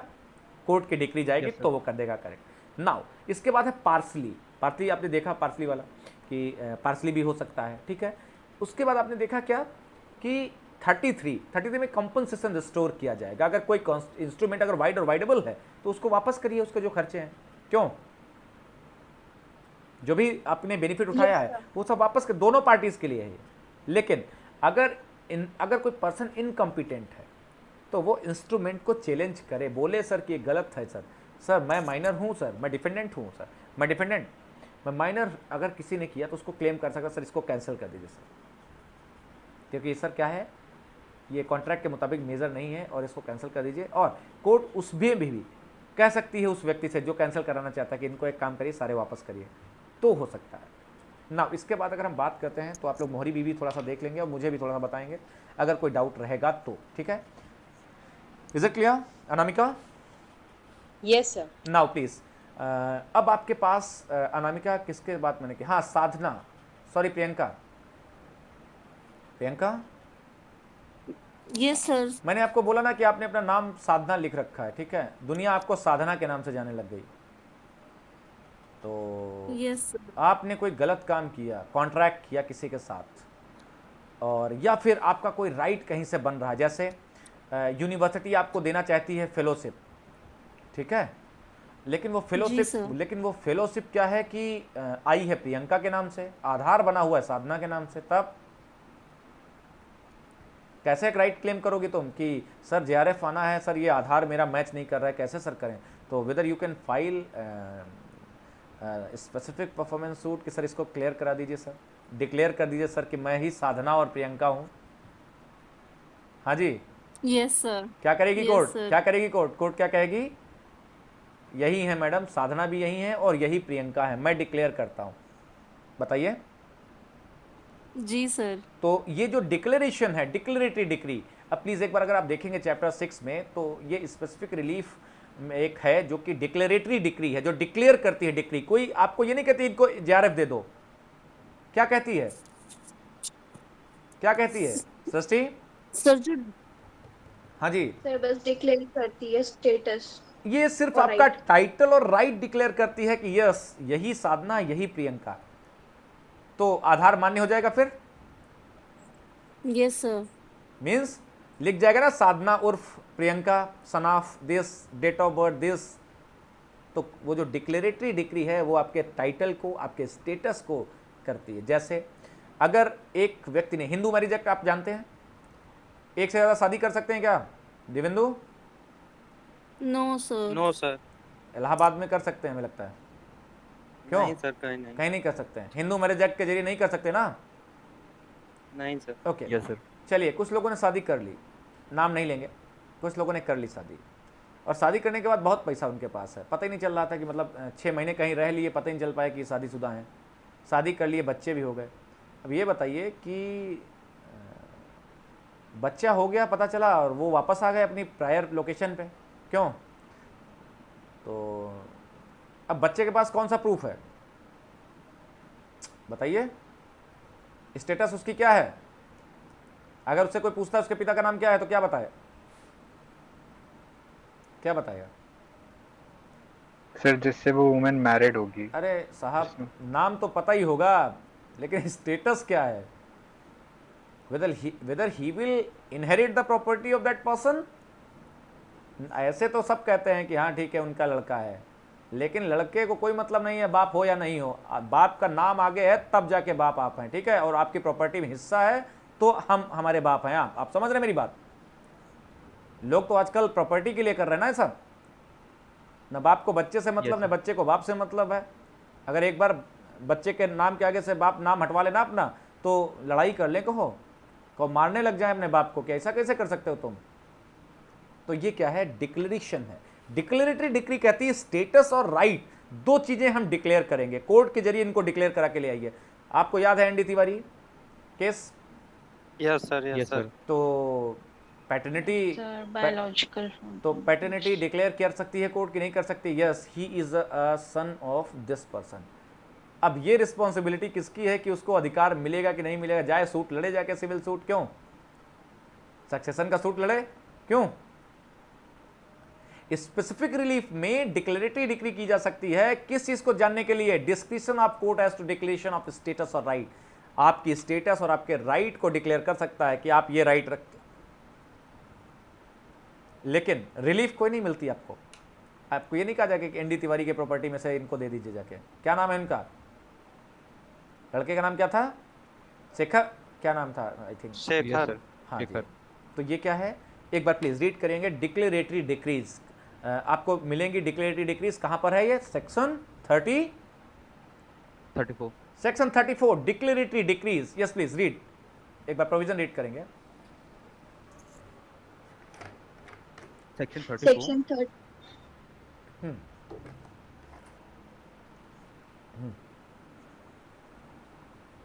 Ji sir, मैं पढ़ देता हूँ। No 34 sir. Discretion of court as to declaration of status or right. Okay, please. This relief is discretionary. पहले याद रखिएगा, डिस्क्रिशनरी रिलीफ। बिल्कुल बिल्कुल। ये क्या है रिलीफ? सेक्शन 34 में डिक्लेरेटरी डिक्रीज की रिलीफ क्या है? ये it is a discretionary. Court कर सकती है, नहीं भी कर सकती, मैंडेटरी नहीं है ये रिलीफ, डिस्क्रिशनरी रिलीफ है। डिस्क्रिप्शन है कोर्ट का कि स्टेटस और कर सकती है क्लियर, राइट क्लियर कर सकती है, बता सकती है, डिक्लेयर कर सकती है, नहीं भी कर सकती है। Yes please read. जी sir, any person entitled to any legal character or to any right as to any property may institute a suit against any person denying or interested to deny his title to such character or right, and the court may in its discretion make therein a declaration that he is so entitled, and the plaintiff need not in such suit ask for any further relief. Yes please, क्या यहाँ पर समझ में आया सृष्टि? Sanjeev? Sir अगर हाँ जी। Court में कोई सर अगर कोर्ट में अगर स्यू करते हैं किसी टाइटल के लिए, हाँ जी। तब कोर्ट का डिस्क्रिशन होगा कि वो ग्रांट करती नहीं, कि अगर ऑपोजिट पार्टी है अगर वो किसी चीज के लिए डिनाई कर रहा है या फिर डिनाई कर सकता है उस केस में, और एक बारी जब डिक्लेयर कर दिया जाएगा तो फर्दर रिलीफ जो प्लेंटिफ है वो नहीं मांग सकता। Okay Sanjeev? Yes sir. Any person who is entitled to any legal character, आप लड़के हैं बी के, या आप का अधिकार बनता है इस तरीके से इस प्रॉपर्टी में, कोई व्यक्ति आपको क्या कह रहा है, डिनाई कर रहा है उस अधिकार को लेने से, या फिर वो इंटरेस्टेड टू डिनाई, तो आप अपनी स्टेटस को किससे डिक्लेयर करवाएंगे? कोर्ट डिक्लेयर करेगी? Yes sir. कल को पूरा गांव खड़े होकर कहने लग जाए कि ये इनके लड़के नहीं हैं, तो लेखपाल क्या करेगा? लेखपाल क्या करेगा? उस जमीन पर आपका नाम हटा करके किसका लिख देगा? अच्छा ये बताइए, चलिए आपके पिताजी एक्सपायर हुए, या फिर आपके क्या मतलब, आई एम वेरी सॉरी, जिन लोगों के मतलब केसेस हैं, तो अगर किसी के पिताजी एक्सपायर हो गए तो लेखपाल आता है ना पूछने के लिए कि भाई Yes, sir. बहुत सारे लोगों को बैठाता है, पूछ लेता है, सर ये बताइए इनके कौन कौन से लीगल हेयर्स, इनके लड़कों के नाम बताइए और उनकी माताजी का नाम बताइए, क्योंकि क्या करना पड़ता है, जो डॉक्यूमेंट्स हैं उनके ऊपर उसको क्या करना पड़ता है, लैंड ऑफ रिकॉर्ड पे नाम चढ़ाना पड़ता है। क्यों मोहसिन? जी सर, चढ़ाना यस पड़ता है। सर। लेकिन कुछ लोग ऐसे होते हैं जो क्या कहते हैं, सर इनके कोई लड़के नहीं है, वो दिल्ली में रह रहे हैं, जैसे मैं दिल्ली में रह रहा हूँ, तो क्या है, कह देंगे इनके 2 ही लड़के हैं, और उसने क्या किया, लैंड ऑफ रिकॉर्ड्स में क्या चढ़ा दिया, लैंड रिकॉर्ड्स में सिर्फ 2 लड़कों के नाम चढ़ा दिए। क्यों बताइए? तो सजरा कहते हैं सर उसे। सर वो पूछते किससे हैं? अरे लेखपाल आएगा तो किससे पूछेगा? आप जिस लोकेलिटी में रहते हैं तो प्रॉपर कौन बता सकता है आपके बारे में?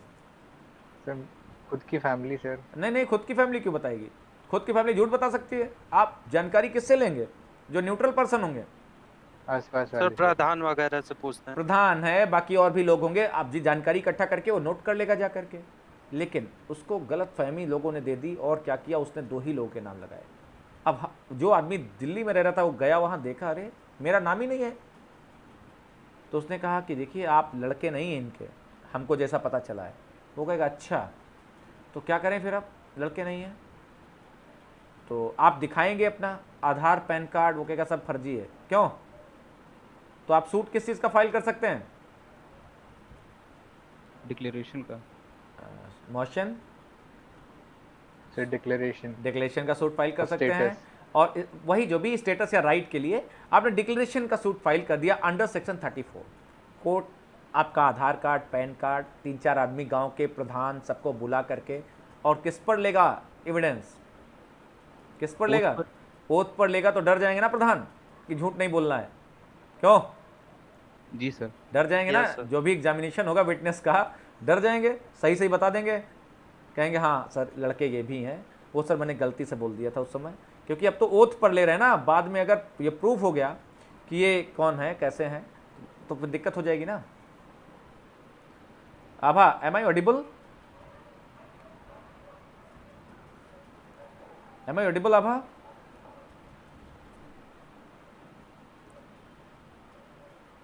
आपको आवाज आ रही है आभा?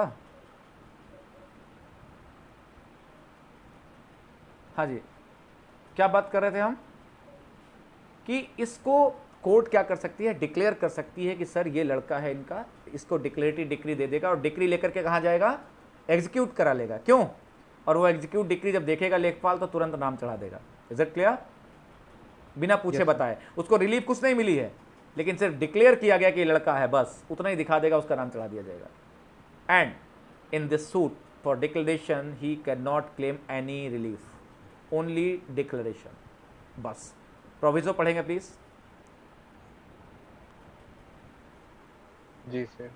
Provided that no court shall make any such declaration where the plaintiff, being able to seek further relief than a mere declaration of title, omits to do so. हाँ, क्या नहीं कर सकता प्लीज? जहां पर कोई दूसरी रिलीफ मिल सकती है वहां पर वो ऐसा नहीं करेगा ना, क्यों? जी सर. और कोई अल्टरनेटिव रिलीफ अवेलेबल है पहले से ही, जबरदस्ती डिक्लेयर कर दें, ठीक है, तो वो इन सब कामों को नहीं करेगा. और इसके साथ ही trustee of property is a person interested to deny. अगर आप ट्रस्ट प्रॉपर्टी पे कोई सूट फाइल करना चाहते हैं, जैसे आप मठ में, दिवेंदु याद है आपको इलाहाबाद में अभी जो एक बाबा जी एक्सपायर हो गए, आनंद गिरी. आनंद गिरी. तो अगर आनंद गिरी के जो नीचे के जो लोग चेले लोग हैं, वो लोग कहें कि मैं हूं इसका मठ का मालिक, और उनमें से 4 लोग डिक्लेयर कर दे कि सबसे बड़ा मैं हूं, सबसे बड़ा मैं हूं, सबसे बड़ा मैं हूं, 3-4 लोग निकल के आ जाएं, तो कोर्ट क्या करेगी? स्टेटस डिक्लेयर करेगी, क्यों? Yes sir. तो डाल सकते हैं ना डिक्लेरेटरी डिक्री के लिए सूट, बताइए. Yes sir. यस. तो ये क्या है कि ट्रस्ट की प्रॉपर्टी जो है वहां पर person interested to deny trustee हो सकता है. जो ट्रस्टी है, जो टेक केयर कर रहा है उस प्रॉपर्टी का, वो क्या हो सकता है? Person interested to deny. आप समझ रहे हैं? Is it clear? Yes sir. कोई डाउट है प्लीज किसी को यहाँ पर? हाँ जी. What will be the effect of declaration? Srishti, section 35 read करेंगे आप. Okay, sir. हाँ जी. Section 35, Effect of Declaration. A declaration made under this chapter is binding only on the parties to the suit, persons claiming through them respectively, and where any parties are trustee on the person for whom, if any existence at the date of declaration, such parties would be trustee. Okay. ये किसके लिए binding है? 35 में क्या इसका effect रहेगा? It is a binding on, it is binding upon, sorry बताइए, parties to the suit. जो भी होगा, वो ट्रस्टी हो, वो एनडी तिवारी उनके बेटे हों, कोई भी हो जिसके खिलाफ सूट डाला है डिक्लेरेशन का, उसके लिए ही सिर्फ बाइंडिंग रहेगा. ठीक है? रेस ड्यूटी काटा की तरह एक्ट करेगा ना? रेस ड्यूटी काटा नहीं कह सकते इसको. बाइंडिंग मतलब हाँ, रेस ड्यूटी काटा बिटवीन 2 पर्सन कर सकते हो बस. लेकिन बाइंडिंग अथॉरिटी सिर्फ 2 लोगों के बीच है जिनके बीच सूट डिक्लेयर हुआ है, डिक्लेरेटरी डिक्री जिनके खिलाफ है. तो under which section declaratory decree is given under सारे? 34 एंड ठीक है, बस इतना इंपॉर्टेंट है. नाउ पार्ट 3 पे हम आ गए हैं, और आई थिंक किसी को कोई डाउट अगर है तो प्लीज पूछ लेंगे आप लोग. हाँ जी. What is given under section 33 है सारे? कोई बता सकता है मुझे? Anyone please? Restoration of benefit if the contract is void or voidable. Okay. हाँ. Declaratory decree कहाँ पर दी गई है? 34. Whether it is a discretionary, whether it is a discretionary or it is a mandatory? Discretionary. Okay. Discretionary. Correct. Please part 3. हाँ जी, हाँ जी. Sir. हाँ जी. Sir section 4 का sir proviso बता देंगे. सेक्शन 34 का प्रोवाइजो. सेक्शन 34 का प्रोविजो कह रहा है कि no court shall make any such declaration where the plaintiff being able to seek further relief than a mere declaration of title omits to do so. कोई भी कोर्ट क्या नहीं करेगी? कोई भी डिक्लेरेशन नहीं करेगी. कब नहीं करेगी सृष्टि? सर जब ऑल्टरनेट रिलीफ अवेलेबल होगी तब कोर्ट यहाँ पे डिक्लेरेटरी डिक्री पास नहीं करेगी. कोई अल्टरनेटिव रिलीफ आपके पास, जैसे यही है आधार अपडेट करने के लिए, मतलब विंडो खुली हुई है, क्यों? आप अपना नाम, पता, घर परिवार सब भर सकते हैं ना उसमें. Devendu, yes sir. आधार के लिए अगर कोई गलती हो गई नाम के आगे, जैसे आपका नाम है Devendu Pandey, son of this, date of birth this and that, पूरा आपने गलती से कोई गलत आगे आपने डिटेल भर ली अपने, तो उन्होंने विंडो ओपन कर रखी है कि अगर कोई करेक्शन करना हो तो आप करेक्शन कैसे कर सकते हैं? कैसे कर सकते हैं? विंडो पे जाके, विंडो के थ्रू। हाई स्कूल का सर्टिफिकेट लेकर के आप जाइए, वहां पर अपलोड कर दीजिए और अपना नाम पता भर दीजिए। अगर आपका सर्टिफिकेट वैलिड होगा तो क्या कर देंगे, वो अपडेट कर देंगे, आपका करेक्शन कर देंगे। इसके लिए अब आप मालूम है कोर्ट चले जाएं, सर मेरा आधार नहीं सही है सर, इसको सही करा दीजिए सर। ऐसा डिक्लेरेशन आधार करेगी, इसका नाम सही करिए। क्यों? जब अल्टरनेटिव रिलीफ मिली हुई है आपको, तो आप क्यों परेशान कर रहे हैं कोर्ट को? बताइए। कोई ऐसा राइट या स्टेटस आपको डिक्लेयर करना है जो कि नहीं हो सकता है, कोई नहीं कर रहा है, कोई नहीं करना चाहता है। क्यों? छोटी मोटी चीज़ों को डिक्लेयर नहीं करना होगा। और रिलीफ अगर अल्टरनेटिव रिलीफ है तो कोई ज़रूरत ही नहीं है। ओके सोनाली? Yes sir. हाँ जी। अब बात कर लेते हैं हम लोग पार्ट थर्ड की। प्लीज़ पार्ट थर्ड में आप लोगों को देखिए, पार्ट टू में क्या था, स्पेसिफिक रिलीफ, और पार्ट थर्ड में क्या है, preventive relief. Preventive relief. Part third में प्रिवेंटिव रिलीफ है। मतलब आपको रोका जाएगा कि आप ऐसा मत करिए, पार्टीज को नुकसान हो सकता है। जैसे आपको एप्रीहेंशन हो जाए कि ये आदमी, मतलब जो पार्टी ए ने बी से साथ कॉन्ट्रैक्ट किया हुआ है कोई, और उस तुम्हें लगता है कि ये क्या करेगा कि तुम्हें नुकसान पहुंचा सकता है, ये आपका काम करेगा नहीं। क्यों? सही समय पे काम नहीं करेगा ना देवेंदु? Yes sir. या फिर कुछ ऐसा काम कर रहा है जो आपको लगातार नुकसान पहुंचाएगा, तो आप प्रिवेंटिव रिलीफ ले सकते हैं सारे की। Yes please, how preventive relief can be granted. और प्रिवेंटिव रिलीफ, जब आपने पूछा था ना कि इंजंक्शंस जनरली, तो इंजंक्शंस आपको याद है कहां पर पढ़ा था हमने सीपीसी में? कहां पर इंजंक्शंस है? वहां 39, ऑर्डर 39। ऑर्डर 39। यस। पहली चीज तो देखिए, पहली चीज क्या है कि preventive relief, part third provide the preventive relief. Preventive relief may be in the nature of the injunctions. Devendu, कैसे हो सकती हैं, किस नेचर में हो सकती हैं injunctions? And injunction can be classified in two parts. What are two parts? Temporary and perpetual. Temporary and perpetual. Temporary and perpetual and mandatory injunctions also हैं। यहां पर मैंडेटरी भी मिलेंगे। लेकिन बात क्या है कि जो preventive relief is granted at the description of the court by injunction that may be of preventive temporary और परपिचुअल, मीन्स थोड़ी देर के लिए हो सकती है वो। क्यों? किसी को इंजंक्शन कर दिया कि सुनिए खेत में फसल खड़ी हुई है, क्या नहीं करना उसको, क्या नहीं करना है उस सीजन तक, इसको क्या नहीं करना है,